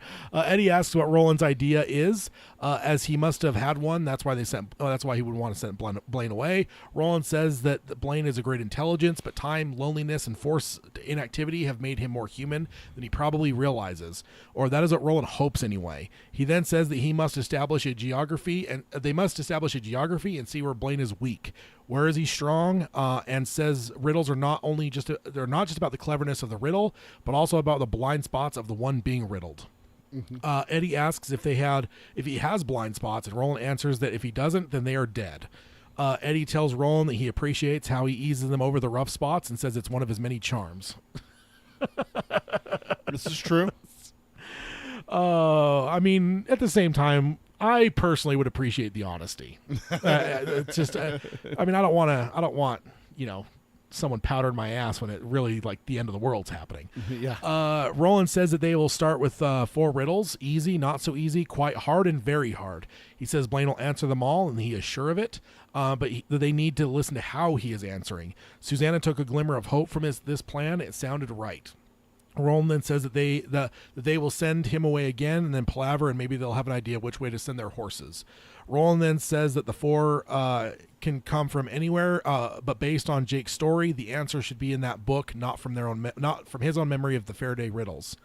Which I think, plot-wise, and that's the end of this part that I'm recapping here. I would say plot-wise, I agree. Like the way it's all been set up, the answer is going to come from the book, right? There's a reason Jake got that book. Yeah, right? Because if it just Chekhov's gun kind of thing. Exactly. It has to be from the book. So as a reader, that's where I'm at. Where I'm like, yeah, it's going to come from the book. It has to. There's no other way. I mean, he got it for free because he didn't have enough money. And it's like, so there's too many things happening for that book to come through to not be like the Chekhov's gun exactly. Right, exactly. So yeah, the idea of being Blaine, the playmate of Blaine, is not the most comforting thought. Yeah, especially when you remember what happened to the last ones he was playmates with. Yeah, because I mean, The city of Lud. Yeah, for me, I picture when it being a playmate of Blaine is a vindictive cat holding a mouse by its tail with like the evil cartoon eyes as it's just dangling this mouse playing with it. Like that's what I picture when I picture a playmate of Blaine. Scar in The Lion King playing with that mouse. Is that, yeah, he's a good guy. That Scar. No, he's not. He's playing with the mouse. He's torturing it. Nobody likes mice, sir. You do. No, I like rats. Oh, I had difference. a pet rat. Yeah, rats are better. What do you got? Note-wise. That was my note. Oh, okay. Yeah, I see. So Roland pointing out how Blaine is more human than he realizes because of those factors is what gave me the most hope.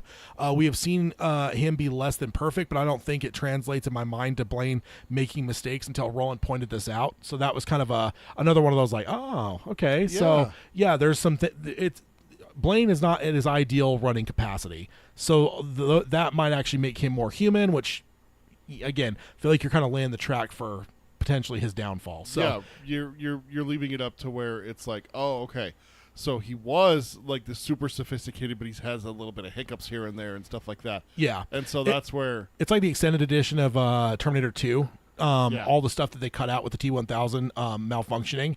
Yeah, because in the theatrical there's almost nothing. I don't think there's hardly anything that survived the cuts of him malfunction. You've seen the extended, haven't you? Yes, I have. Where it like touches the thing and it like transforms his whole arm. His feet and are like turning into the grating. And that's how he knew which Sarah was right or wrong because he looks like theatrical. You miss all that, but it makes you happy when the super crazy killer machine starts to malfunction a little bit. Starts having issues. But yeah, for me, I agree. I think it sounds like a good plan from Roland here. Yeah. So Susanna says question, and that it is a question that they are looking for, and the answer that is likely to get them killed.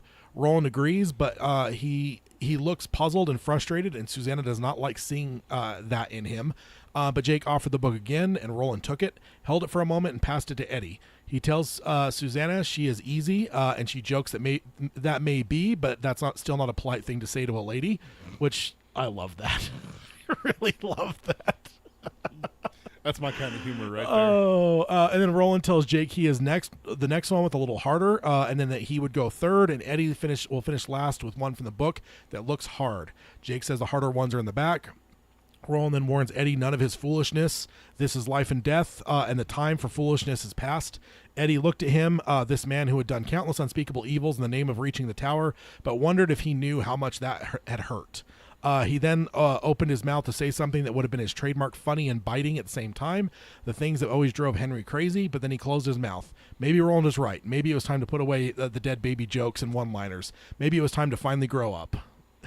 And that always reminds me of like Band of Brothers. Maybe this is the perfect time to stop drinking. On the business end of the Allied advance into Germany, and it's like cheers. Cheers. It's just, I mean, I know that's not what Eddie's getting at here. He's actually like probably truthfully thinking about it, but I don't know. It's yeah. That's what it reminds you of? Yeah, that's what I always think of, yeah. So my note, seeing Roland anything but confident is a bit alarming for me as well. I much prefer the one that was telling Blaine, fuck you, at the end of the last book. Yeah. I much prefer that Roland right? than what we're seeing right now. Especially going along with your note, Roland admitting that he doesn't have the watch me up his sleeve or the ace up his sleeve in our speak.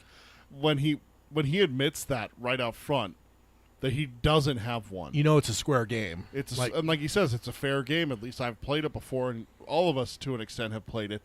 But for him to be like, yeah, I got no way out of this except for to actually play the game with this psychotic robot AI thing. And hope that we beat him. And he's up to his word as well. That's the other thing we can't forget. Yeah, Susanna's the one that brought that up in her mind, is that what if he wins and he still is like, yeah, fuck you, I'm still going to kill us all. Yeah, or just derails right then. Yeah. Once they win.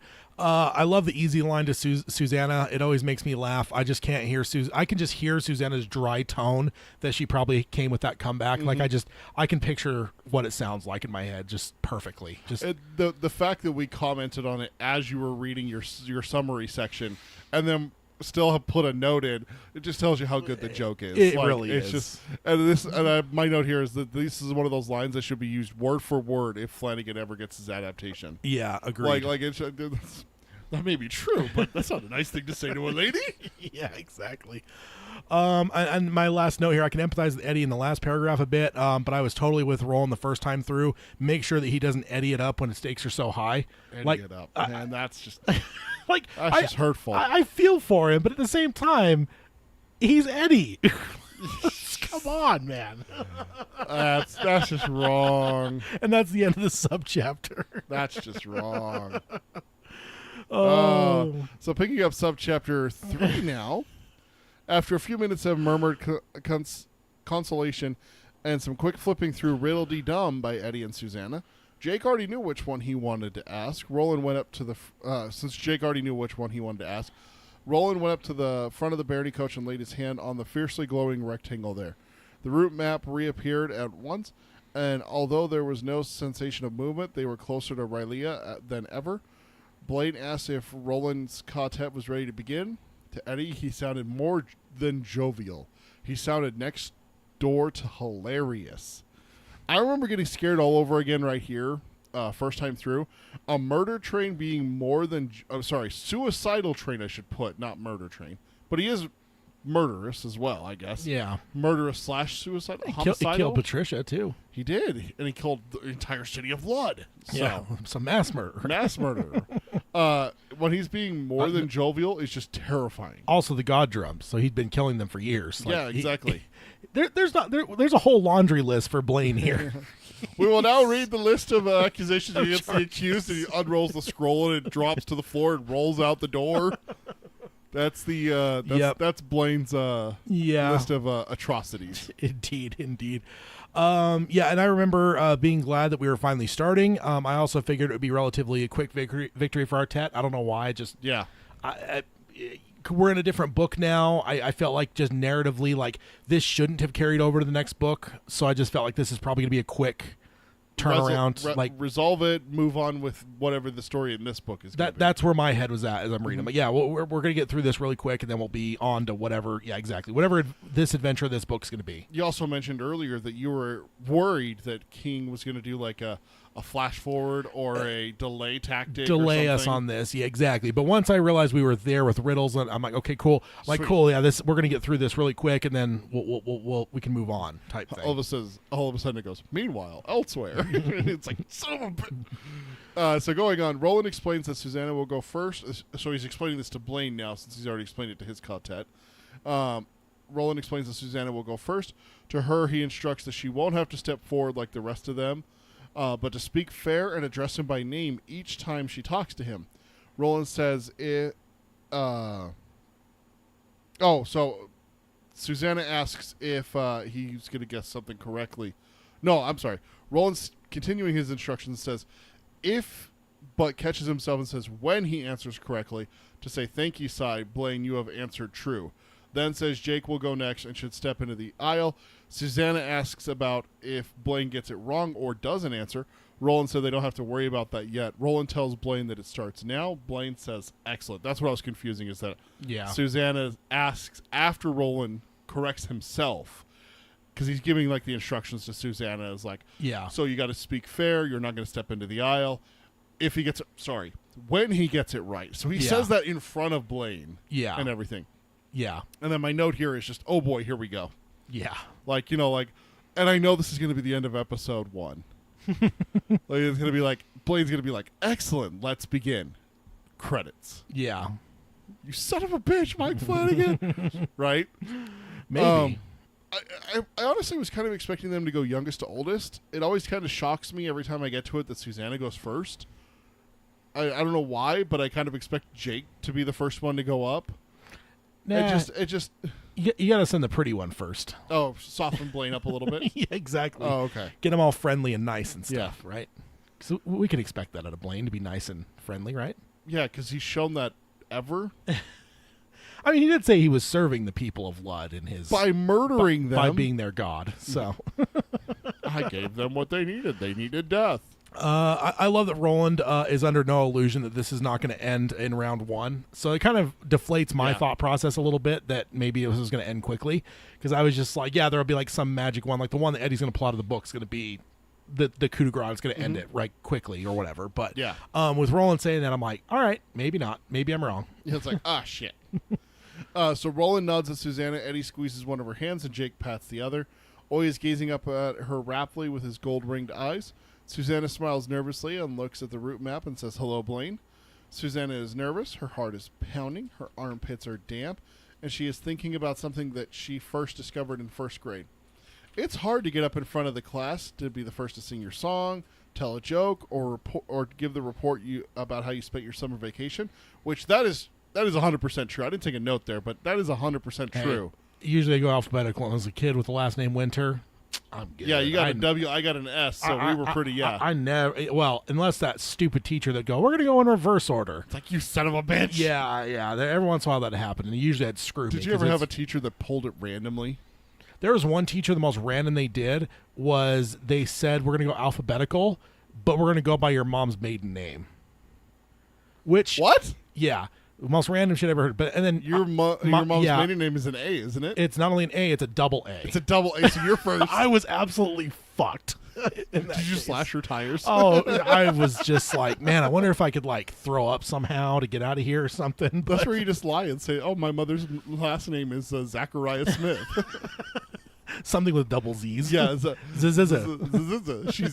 She's from the Congo, or something like that. Is it Ben? Right? It says Ben. Ladies first. Roland is ever the gentleman. Yes, he is. So that's what it is. That's true too. That's what it is. So the riddle she had decided on was one from Jake's essay that had not been given to Blaine yet. Eddie gave the other one to him when they were on the platform. Jake had given it to them after leaving River Crossing. They were sitting around the campfire, and Jake. Which one did Eddie give? I don't remember. It doesn't say. It's not Samson's riddle, is it? No, that's not in his essay. Okay, because that was the one I actually did think was going to be the when is a door not a door? No, Samson's the lion one. No, the one that Eddie gives, isn't it? When is a door not a door? Maybe, but the Samson riddle is one I also in my head as a reader first time was like that's going to be the ultimate solution. It's going to be that one because remember how much was pointed out with that one because that's the one that Deep Note tells Jake and he doesn't give him the answer and stuff. So that one in my head I was like, watch, that's going to be the be the one just because there was so much attention called to that one riddle. Yeah. So sorry, I should have mentioned that earlier, but that was in my head where I'm like, Samson's riddle, that's going to be the solution here. So yeah.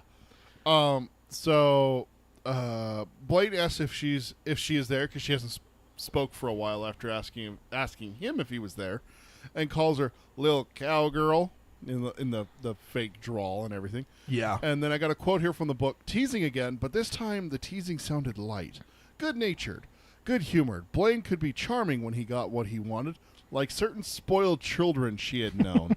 And growing up where she was pretty wealthy, you better believe that she knew some spoiled children. Oh yeah. Yeah, she probably went to school just like Jake went to school with a number of spoiled children. Yep. And he talks about that in book 3 about the Piper School. Yeah. Yep. Little bastards. I just remember how much Blaine scared me from book 3, but here in book 4 it's starting to get more annoying / hatred. You know that character where you just want to punch him in the face kind of thing? Yeah. It's starting to get to that a little bit. Not a lot. There was a little bit in book 3 that was like, God, you're just kind of a dick, aren't you? Yeah.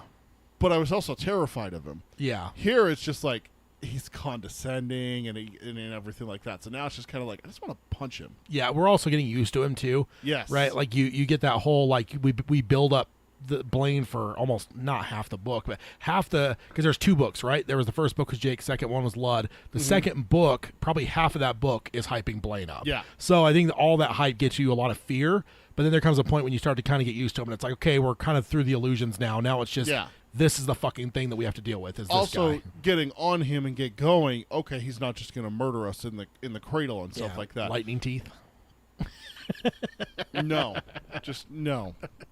No, thank you. How much do you think Oy understands here? It mentions Oy looking up at her. That's the first time I thought about it. I actually typed it while you were reading.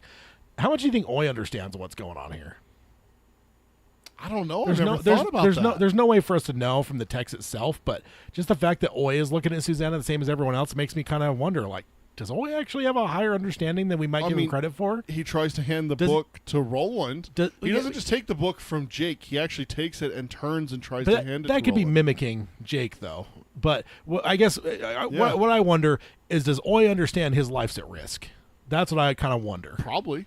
He's not running around peeing on things, so, you know. He's not sleeping or anything. No, he's like curled up in Jake, comforting him. Then at the same time, to not give him too much credit, the disappearing of the coach probably freaked him out. Yeah, freaked him out to the point where now he's probably freaked out about the whole thing. So I don't know. It's just an interesting thought that as you're reading that. He's not acting like traumatized, like sitting in a chair shaking and stuff like that. He's still talking and still trying to hand the book. He's looking at Susanna and stuff like that. So it's not like the traumatized little dog kind of thing. No, it's like when that happened, he went, "Oh shit!" And now he's like, "You're our only hope."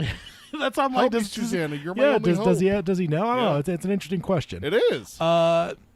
Let's see, and then my other note here. I mean, Charm would have actually probably been one of his original programming things, right? Like the customer service voice. Kind of thing. For what he was built for, Charm would have been one of his primary things. Because this is not like a slummy train. This is like high class. They're in Barony coach, which was compared to first class. Yeah, this is going to be your posh people. Mm-hmm. You know, they're probably spending more on this train ride than some people have in their whole year. And so I politeness and stuff is probably a big part of his programming. So with Susanna kind of pointing it out that he can be polite, kind of makes sense to me because. Yeah, that's one of his original It's like 3PO. Those times in 3PO, it's like, hey, can you translate this? It's like, what are you fucking asking me? That is literally his original design is to translate. Yeah, exactly. So. Cody says in the chat, surely King fans know nothing about wanting to punch a character in the face. Mrs. Carmody was the first one that came to mind for me when you said that. Mm-hmm. Mm-hmm. Oh, yeah. So what do you got next here? Okay, so going on, this is a quote here because this is our very first riddle in the riddle contest, so I wanted to read it. Yes, Blaine, I am. Susanna's saying to Blaine, I am here. And here is my riddle. What has 4 wheels and flies? There's a peculiar click, as if Blaine were mimicking the sound of a man popping his tongue against the roof of his mouth. It was followed by a brief pause. When Blaine replied, most of the jocularity had gone out of his voice. The town garbage wagon, of course. A child's riddle. If the rest of your riddles are no better, I will be extremely sorry I saved your lives, even for a short while. My only note, it's one word. Jackass. You wanted riddles? I'll give you riddles. We never said anything about the condition of it, you fucker. No. Be a condescending prick. He did ask about if they were good riddles, and he was, because that was his whole thing with Roland. I'm not going to spare your lives for shitty riddles. I guess that's true. So there is some element of expectation there. Condescending prick. Was that part of his programming too? My note, the underlying thread there or reminder is that their lives are still in his hands. I doubt that's something that's lost on these guys. Not lost on them. Yeah. Not lost on the Tet here. So absolutely. Yeah. So the route map flashed not red but a pale pink this time, and then "Don't get him mad," the voice of little Blaine begged. Each time it spoke, Susanna thinks of a little bald, sweaty man whose every move is cringing. And I just picture the what's his name, Herman Zoloff from Captain America. Yeah. The little German scientist that ends up popping back up as AI later on. That's all I picture. Isn't there someone with the really command commanding mom that's dad is just this beaten person? I'm thinking just super over the top mom that just Eddie Kasparek's mom is like that, but his dad is gone. Yeah, so it's not that. There's somewhere in there in the back of my head. There's someone very much like Eddie's mom. There's a lot of characters like that where it's yes, dear, and everything like that. And then there's several iterations where they finally stand up to her. Yeah, exactly. Kind of thing. That's George Costanza also comes to mind. This bald, sweaty little man that makes excuses and is a little piece of shit, kind of thing. George he's the best. I can't abide him. While the voice of Big Blaine comes out from everywhere, like the voice of God in a Cecil B. DeMille movie. Do we got something in the chat?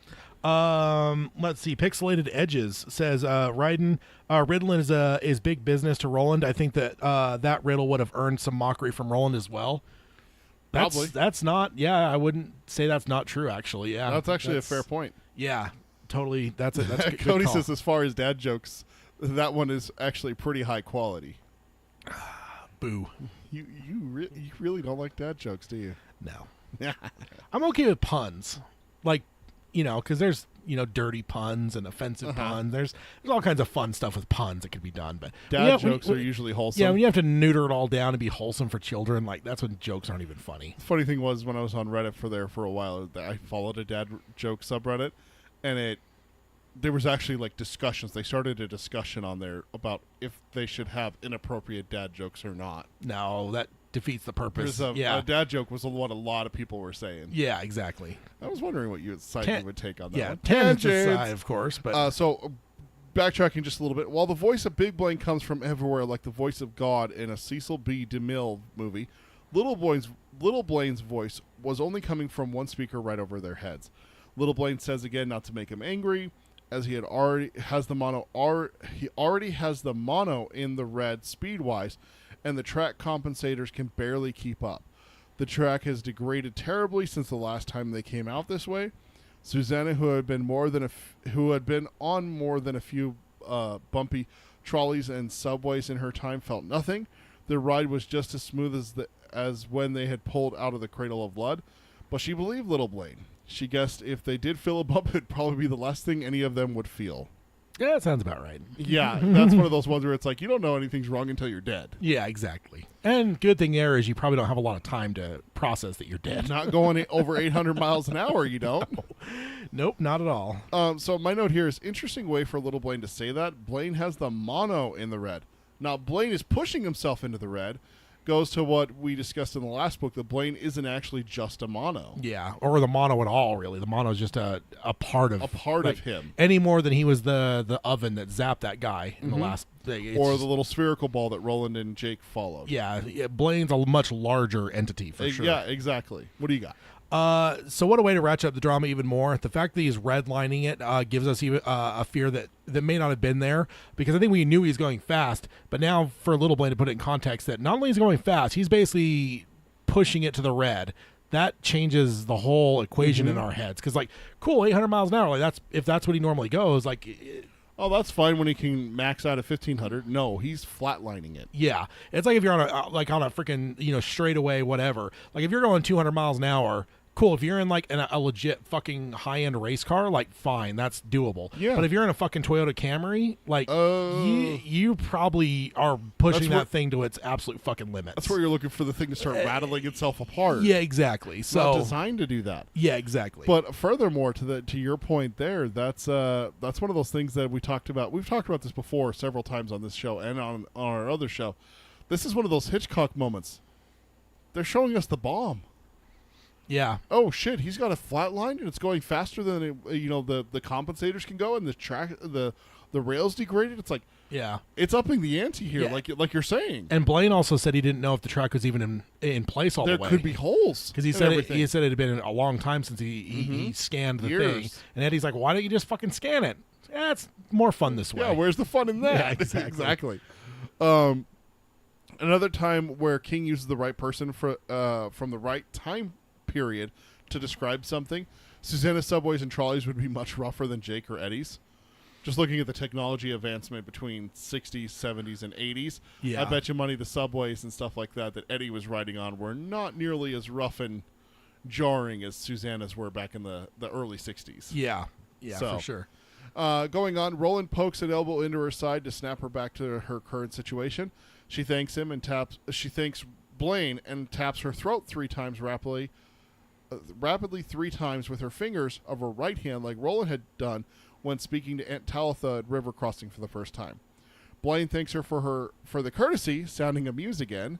Susanna reckons that it was good that he was amused, even if it was at her expense. Blaine explains that he is not male, however. He is male, not female, however, insofar as he has a sex. Susanna looks at Roland bewildered, and he explains that left hand on the breastbone for men, which is funny because I always forget about the throat only being for women.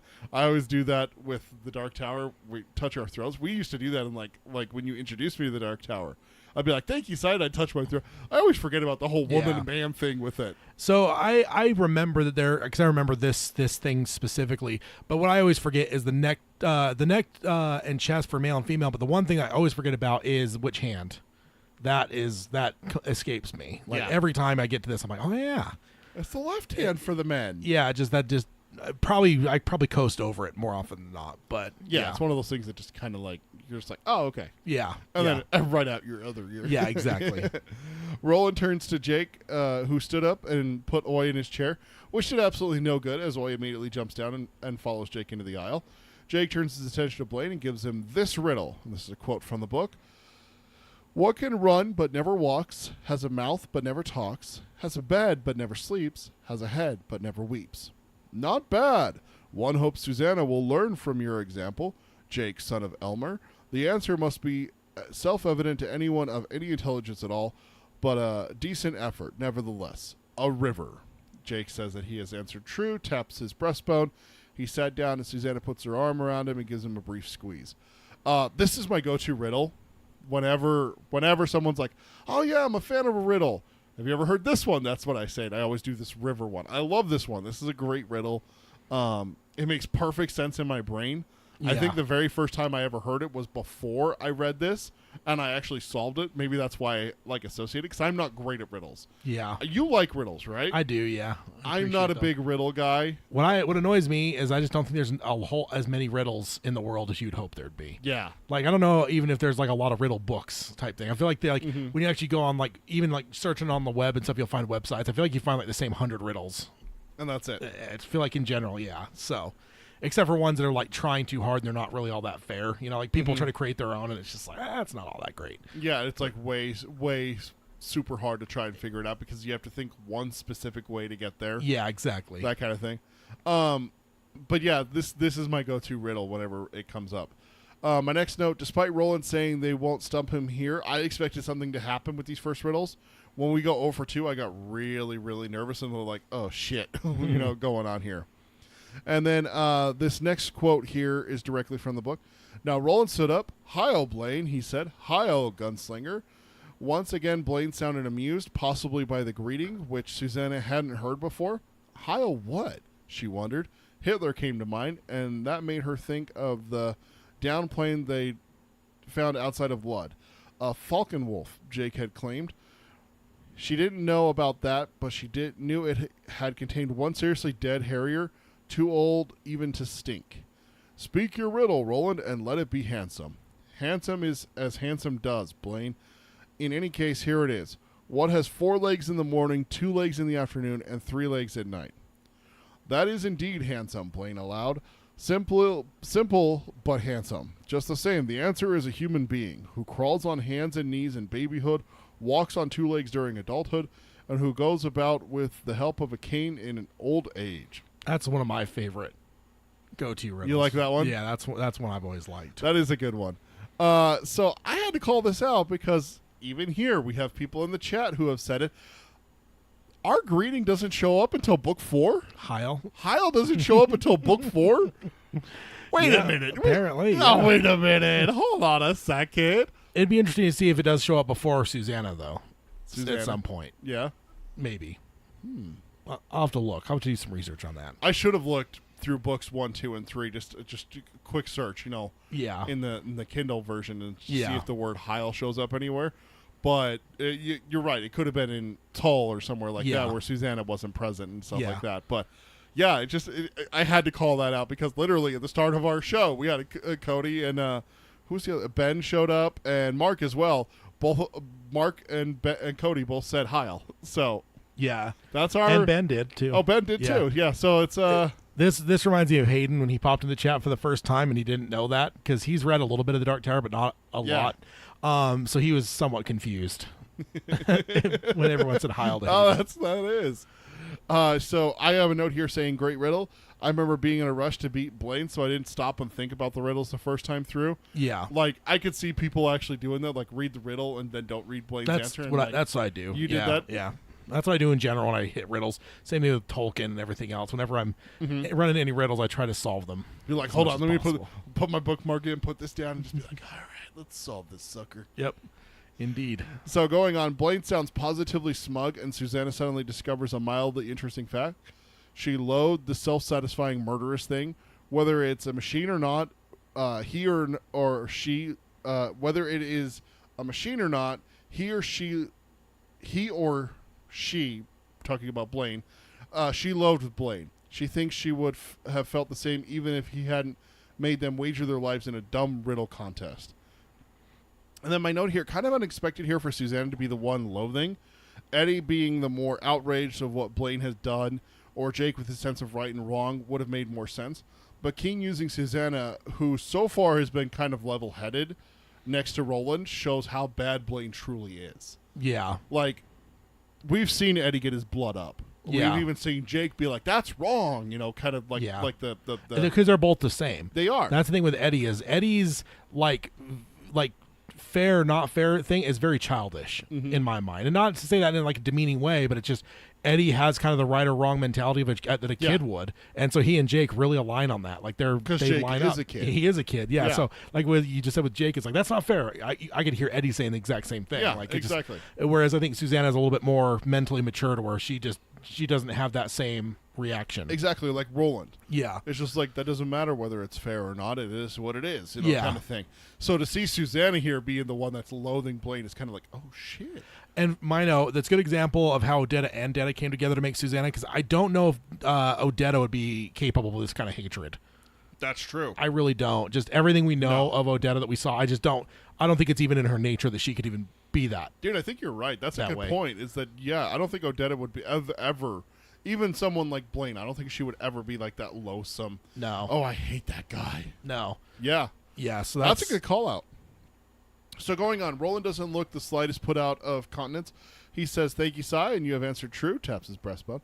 And he steps into the aisle, and I have to quote this here. This is going to be the rest of subchapter 3, right? That's where we're in? Yep. "What's happening, Blaine, my man?" he asked. Roland winced and shook his head, putting his mutilated hand up briefly to shade his eyes. Silence from Blaine. "Blaine, you there?" "Yes, but in no mood for frivolity, Eddie of New York. Speak your riddle. I suspect it will be difficult in spite of your foolish poses. I look forward to it." Eddie glanced at Roland, who waved a hand at him. "Go on, for your father's sake, go on," and then looked back at the route map, where the green dot had just passed the point marked Rylea. Susanna saw that Eddie suspected what she herself all but knew. Blaine understood that they were trying to test his capabilities with a spectrum of riddles. Blaine knew and welcomed it. Susanna felt her heart sink as any hope they might find a quick and easy way out of this disappeared. Which, again, there goes my theory that it was gonna happen quickly here. Yep. That's, I just remember thinking that, this would be a quick resolution, then we could get on with it. Yeah. No, that's out the window a bit. Yeah, exactly. And that's the thing is, like, my note here is that I remember instantly not giving up because Roland hasn't given up. I would have before this time, but having spent 3 full books now with Roland, I knew not to give up until he gives up. Yeah.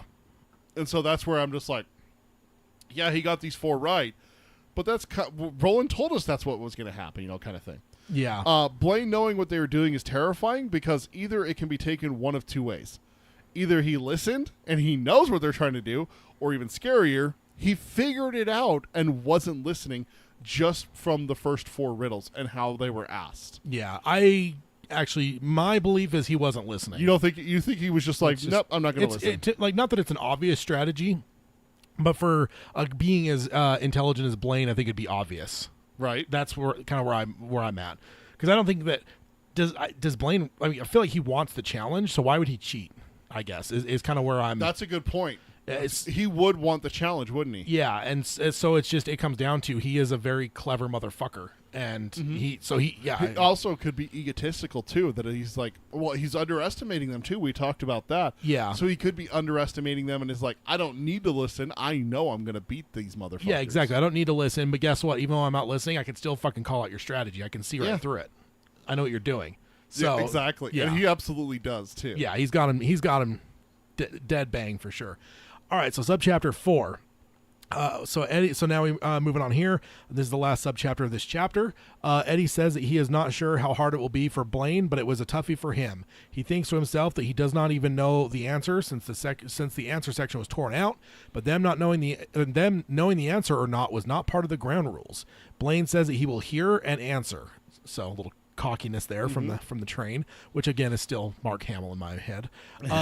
No sooner spoken than broken. What is it? Is the riddle Eddie gives, and with no pause, Blaine answers silence, and then says it is something that Eddie knows little about. Asshole.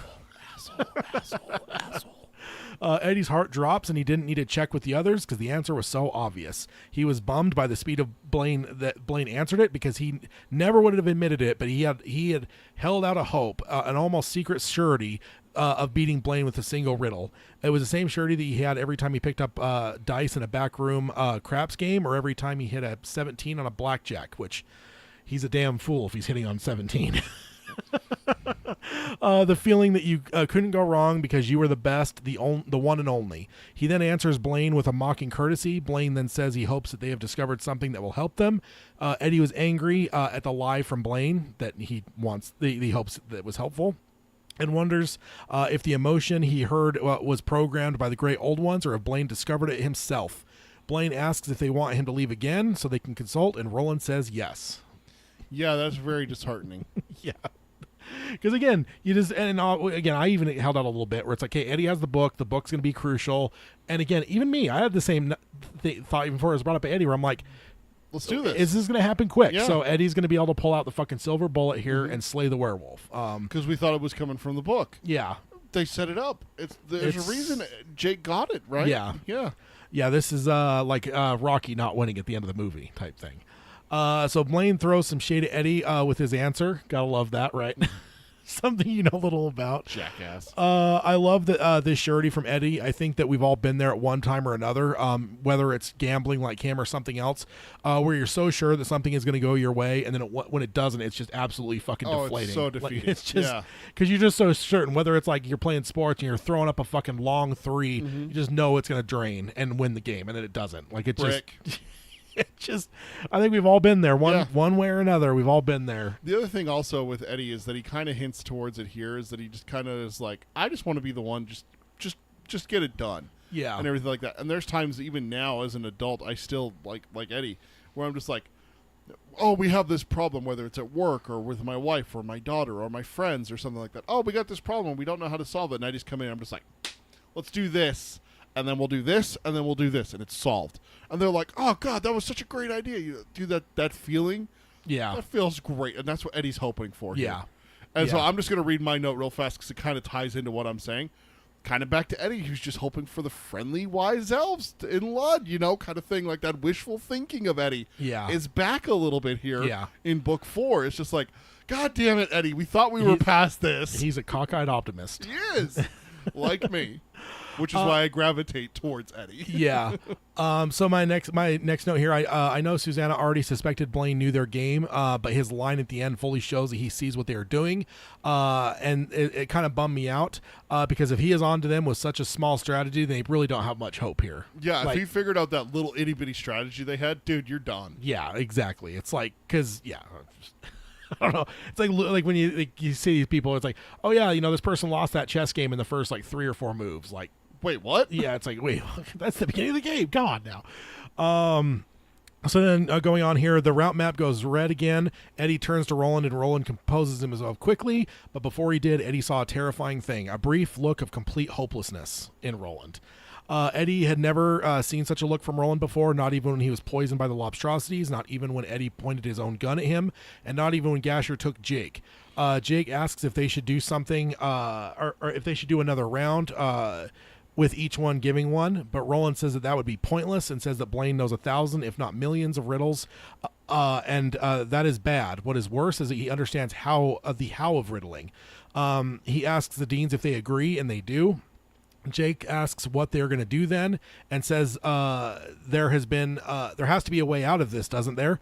Eddie thinks angrily towards Roland to lie to him because Roland isn't forthcoming with an answer. Then Roland, maybe hearing him, tries his best and ruffles Jake's hair and says he thinks that there's always an answer, but the question is, do they have time to find it?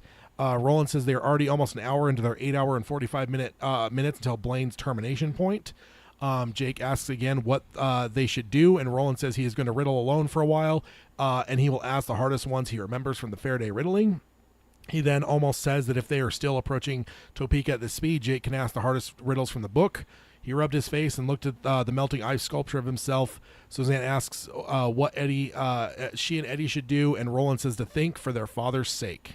So Yeah. not a happy Oh shit moment. yeah, not Definitely. a happy time Yeah.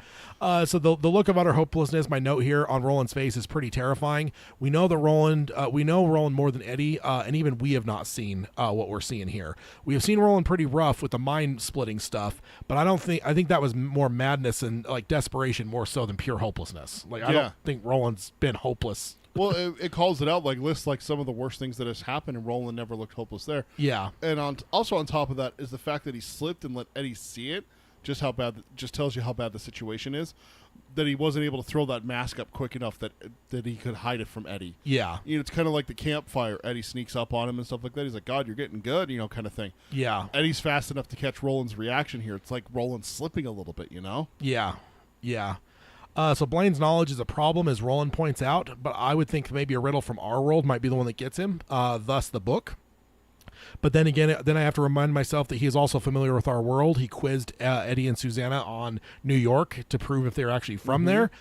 So he would know our riddles as well. Hell, he might even know riddles from thousands of worlds. So, Yeah, and- I don't know if there's gonna, because that was my initial thought. Like that's why the book would be so popular or so useful, is because like he's not from our world, so there's gonna be something from our world that will be a fair riddle that he just can't solve. Yeah, because he doesn't know what chocolate chip cookies are. Yeah, but then They don't have those in Roland's world or some shit like that. Something like from the movie. Spoiler for the movie, not anything from the books, but from the movie. They don't have sugar. Yeah, Like Roland's obsessed with soda pop, Yeah. kind of thing. Something like that, a riddle about something like that that's only in our world. yeah. But would- since would he get it. since he quizzed the deans, like that kind of I like self-deflated myself because I'm like, Like- oh fuck, he knows about our world Yeah. too. So it's like, god damn it. Like, But my note just adds to that. Blaine had access to the equipment to see the Dark Tower and monitor it just a few years back. Who knows what else he may have been able to gather riddles from Yeah. using equipment such as that. yeah, Do we even know that the Dark Tower's in this world? no, We know nothing at this point and No. everything like that. So No. who knows what kind of equipment he had going through it? Like you said, hundreds of worlds and everything Yeah. like that. So exactly. Oh, and then the John Wayne. yeah, he's got the references, John so- Wayne reference and stuff like that. Yeah, Yeah, absolutely. he knows our world too much. Absolutely. Roland's plan here feels very Hail Mary. Very, we don't have a hope, so let's just shotgun it and hope something works out. That is not a good feeling for us readers. Like his next plan here. I'm just going to go for a while. If push comes to shove and we're getting low on time, Jake, you could read the hardest ones out of your book. That just feels very. And then tells Eddie and Susanna, "Hey, just think." think. Yeah, think for God's sake. That's rough because that is not a plan that I would be used to seeing from our gunslinger. No. Eddie says he does not shoot with his hand and feels something like that of the slingshot just waiting to be carved, but at the same time, the feeling wasn't like that at all. Roland says that Eddie speaks true and asks what he thought of, and Eddie says nothing. But Eddie remembers the camp on the way to Ludd, Jake trying to light the fire, and Roland telling him that he was being silly. But that is not what he had said, not exactly. Henry in his head tells him to ask what he had said, and then he said everything in this world is a riddle, and remembered that he said to move your flint closer. And he talks about when he says that everything in this world is a riddle. He talks about like that you don't shoot with your hand, you shoot with your mind, all that kind of stuff. That's all riddles, right? That's like Mr. Miyagi shit. But that was not it. Roland had said something to embarrass him, shame him, made a joke at Eddie's expense. Probably not on purpose, but it had been something that made him feel the way that Henry used to make him feel. Everyone was staring at Eddie, even Oy. He tells Roland to go on. They are thinking. He tells Roland to go ask riddles, and Roland agrees and goes and touches the map. And when the map returns, Eddie notices their progress and that Blaine had slowed down considerably, either because something was hardwired to do that or because he was having too much fun. Blaine asks if they are ready, and Roland says yes and tells him that he will riddle alone for a while. Blaine asks if they will be Faraday riddles, and Roland says yes. Blaine says good in all caps there. Good. Yeah, you almost can hear like a purring sound when Yeah. he says good. Roland then asks him some of the riddles, and Blaine answers them all with no hesitation. Eddie is thinking hard and looking down. One Roland gives is so good that they all hold their breath, but Blaine answers it. Eddie continues to think very hard as Blaine keeps moving southeast under the demon moon. So that's the end of the subchapter. I did skip over some of the riddles because, like, I don't think they're as important as what's going on here with Eddie. So did I miss what I missed in the chat here? David says Roland mentions that Martin used to put a lot of it in his coffee. Talk about sugar. Put a lot of the sugar in his coffee. I was more meaning like in the movie itself. It seems like Roland doesn't ever have sugar. Yeah, in the books, exactly. they just don't have it to the same extent. They don't Like paper. Yeah, right? it's limited. But in the movie, they make it seem like it's non-existent because he tries sugar for the first time basically, and he's just like a fiend for it. Do we have any more of that sugar? Yeah. So my notes here, Eddie seems onto something here, and the first time through I remember feeling very close to what Eddie is trying to remember, but I could not put my finger on it any more than Eddie could. Because I remember that scene, right? In my head, but it's like I don't remember the details enough to where I'm like, what did Roland say? Without going back and looking, which I wasn't going to do because at this point I'm reading a hardcover or a hard copy and stuff. Like the other book may not even be in the same room. I'm not going to. Exactly. So, and not to mention I don't have the Kindle search when I'm reading it the first time. I'm reading a hard copy You just book. got to flip through and try and find the right campfire. Yeah. Say it a couple. Yeah, and even now I don't know if I remember exactly what were there. So it's interesting to what is the memory there? Again? What do you got here? It's a funny moment that Roland commands Susanna and Eddie to think, and Eddie instantly just goes down and starts with something. Like he instantly latches onto something and starts saying, "I don't shoot with my hand," that kind of thing. Yeah. We don't know what it is, but right as soon as Roland says it, boom, off Eddie goes to think. Yeah. And then my last note here, Blaine is slowing down. Do you think that is hardwired in, or do you think that Blaine is now choosing that because the game is on and he's having fun? Who knows? I think he's picking to slow down because I think the whole thing is like he wanted to make sure they weren't just gonna string him along and withhold the riddles and stuff and just wait till they were too close. You know what I mean? So he's giving them the hourglass like Wizard of Oz to make sure that they're going to go. But I think once they're actually going now, he's willing to tone that speed down a little bit because cool, this is what I wanted. I want riddles, so now we're going to get them. I'll slow down a little bit, turn that 7 hours and 45 minutes into maybe a little bit longer. So so that is it for chapter 1 actually. So we covered all of chapter 1. So let's go ahead and warning, spoilers ahead. Warning, spoilers ahead. Warning, spoilers ahead. all right, so we are now in the spoiler section. We've just got a couple things here. So my first one here that I've got, Susanna gets a reaction they want out of the first question, but none of them notice it. Hell, I don't think I noticed it the first time reading at all. No, I totally missed it. It's a child's riddle, but it's very much like a joke. So it's like it's a joke. King, I think, fully knew how he was resolving this. And he gave us because I think the other thing too is I think if he would have put the joke as like the third one, I think we would have caught it because it would have been like no delay, and then there was a delay. But you put the first one, you could miss that delay. Oh, it's just his first time answering one. That's delay for starting up riddling. Yeah, you haven't set the pattern yet, so you don't see. So, but now like us is like if you've read the whole thing, you catch on to it. It's like wait a minute, he kind of had that click where it's like not this, that's not a riddle. Like it's close enough. It's like a borderline one. It's kind of a joke, but it's kind of a riddle.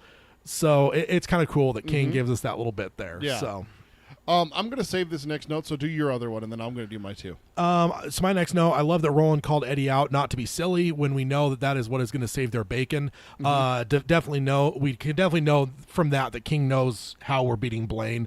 And he's writing it into the book as foreshadowing here, right? Because now that we know it and we see Roland calling it out, it's like, dude, you're going to look like a dick here in a minute. He is. So.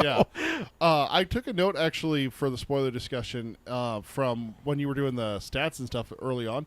The 5 chapters, 10 chapters, 10 chapters, 5 chapters is the 5 chapters when they're with Eddie, Susanna, and Jake, and the 10s are when he's with Cuthbert, Alan, and Susan. I mean, yeah. So I'm curious if part 1 is riddles, so Uh-huh. that's going to be our modern quartet, and then the 2 10s ends with beneath the Demon Moon 2. So Which is that's Charyu Tree. That's Charyu Tree. So Yeah. part 4 is Kansas in the morning. So yeah. So yeah, 5 with modern day quartet, 10 with previous quartet, and then 5 with modern day. Yeah. So I just noticed the That's pattern inter- no, that's interesting. because it's the story, right? We start with this quartet, go back in time, and then go back to the modern. Yeah. So I just jotted that down quickly because I didn't want to say anything because it would spoil something. So yeah. but my one thing that I wanted to discuss, and I wish we had a little bit more time for this. Roland missing the pause by Blaine is big. Have we ever seen him made a mistake this big yet? I know this novel is really humanizes Roland. He's the former Terminator in this story up until this point. This might be the first time he truly makes a mistake. It was And- his plan, and he misses the thing that he was supposed to be watching for. Like Roland, of all people, should have caught it. No, I think it's the same thing though, because it was the first one. Mm-hmm. He doesn't catch it because he doesn't even have the pattern, right? Because he would then get the cadence of we ask it, he answers it in a half a second. Yeah. But in that one, it wasn't. But the fact that was the first one, you don't have that pattern established in your head. He's missing it the same way we are, where it's Right. it's But- hidden in plain sight, even from him. I think. But for us to miss it is expected. We're the reader and stuff like that. This is Roland we're talking about. The man who has made 0 mistakes so far along the 3 novels. That's what I'm saying. Is this the first time that we truly see him showing vulnerability and a mistake like that? Because the mind going and everything like that, even though he's losing his mind, he has the presence of mind to take his weapons and give them to Eddie.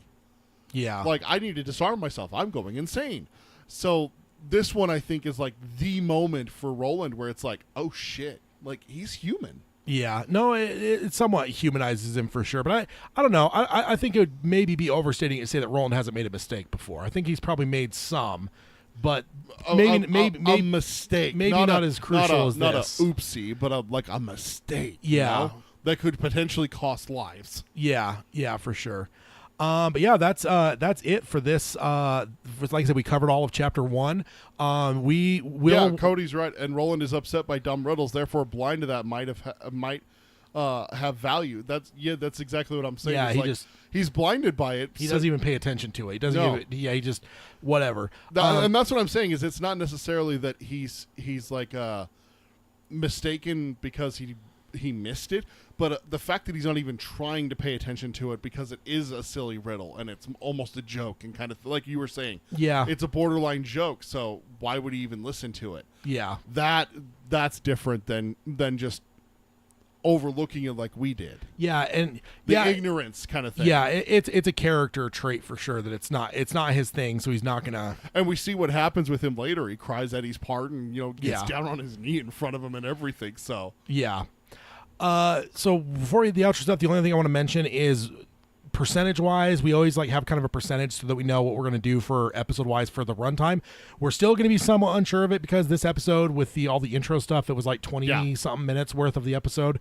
So we still don't know. So the next episode, we're going to try to feel out exactly whatever. So it may be a little bit rough for the next couple episodes, but we are excited to dive on in here. Oh yeah. Love this book. We're gonna have to see what we get through in the next episode, which will be next month. But yeah, if you guys want to find us, you can subscribe to us on any podcasting service of your choice. You could stream us on live on YouTube here at youtube.com/darktowerpalaver. If you want to, if you are here with us on YouTube, if you want to subscribe, and ring the bell for notifications, we'd appreciate that. Find the show notes and the hub for all things Dark Tower Palaver over at darktowerpalaver.com. And then become a patron and support the show at patreon.com/darktowerpalaver if you're so inclined. And then Peter can let you know how to email us. If you want to email us some riddles, you can do that too. Tad loves riddles. The best way is email. darktowerpalaver@gmail.com is our old one. We're transitioning over to our new email, which is show@darktowerpalaver.com. And then check out our social media. It's at darktowerpod. That's at darktowerpod. And then our Facebook is facebook.com/darktowerpalaver. And then our Instagram is Dark Tower Palaver, all one word, no spaces. And then if you want some merchandise, hashtag Tad is terrible. tpublic.com/user/Dark Tower Palaver for that. Boo. No. Oi. Yes. All right, but we'll sign off here on the podcast side, as we always do, by saying long days and pleasant nights. Long days and pleasant nights, folks. All right, everyone on the YouTube side, thank y'all for joining us. Yeah. Great conversation. Yeah, awesome. Love to have you guys, and we are super excited for this Dude, book. this is a great book. Yeah, I mean, I guess Dude, the Traveler's Rest. I guess the only thing I didn't cover though is my split. You know, I hated this book the first time. I don't think you really But- can with avoiding No, spoilers. that's true. you That's know? true. It'd have to be a Unless you wanted spoiler. to do it in the spoiler section. Yeah. But it should have been this episode if you were going to do it. Yeah. So, Yeah, but I guess it's- you're kind of doing it now on the YouTube exclusive. YouTube side, yeah, Tad for hated sure. this book. I hated the book the first time, but it is now my favorite book. It is So now his favorite. I can't wait to get into it here. We're probably in the next, whether it's next month or the month after or so, we'll probably be getting to Rhea of the Coos here pretty soon. Yeah. Can't wait for that, right? Yeah. But And the greatest, Ermot. the best part though, Eddie kills Blaine. Eddie kills Blaine. Eddie kills Blaine. But yeah, we will be here in the next about 15 minutes. We'll be starting up on the other show. I'll drop the link in the chat for that if you wanted to join us over there for Geekery Abides. But we will see you guys in a fortnight for a roundtable. Bye, everyone. See you guys.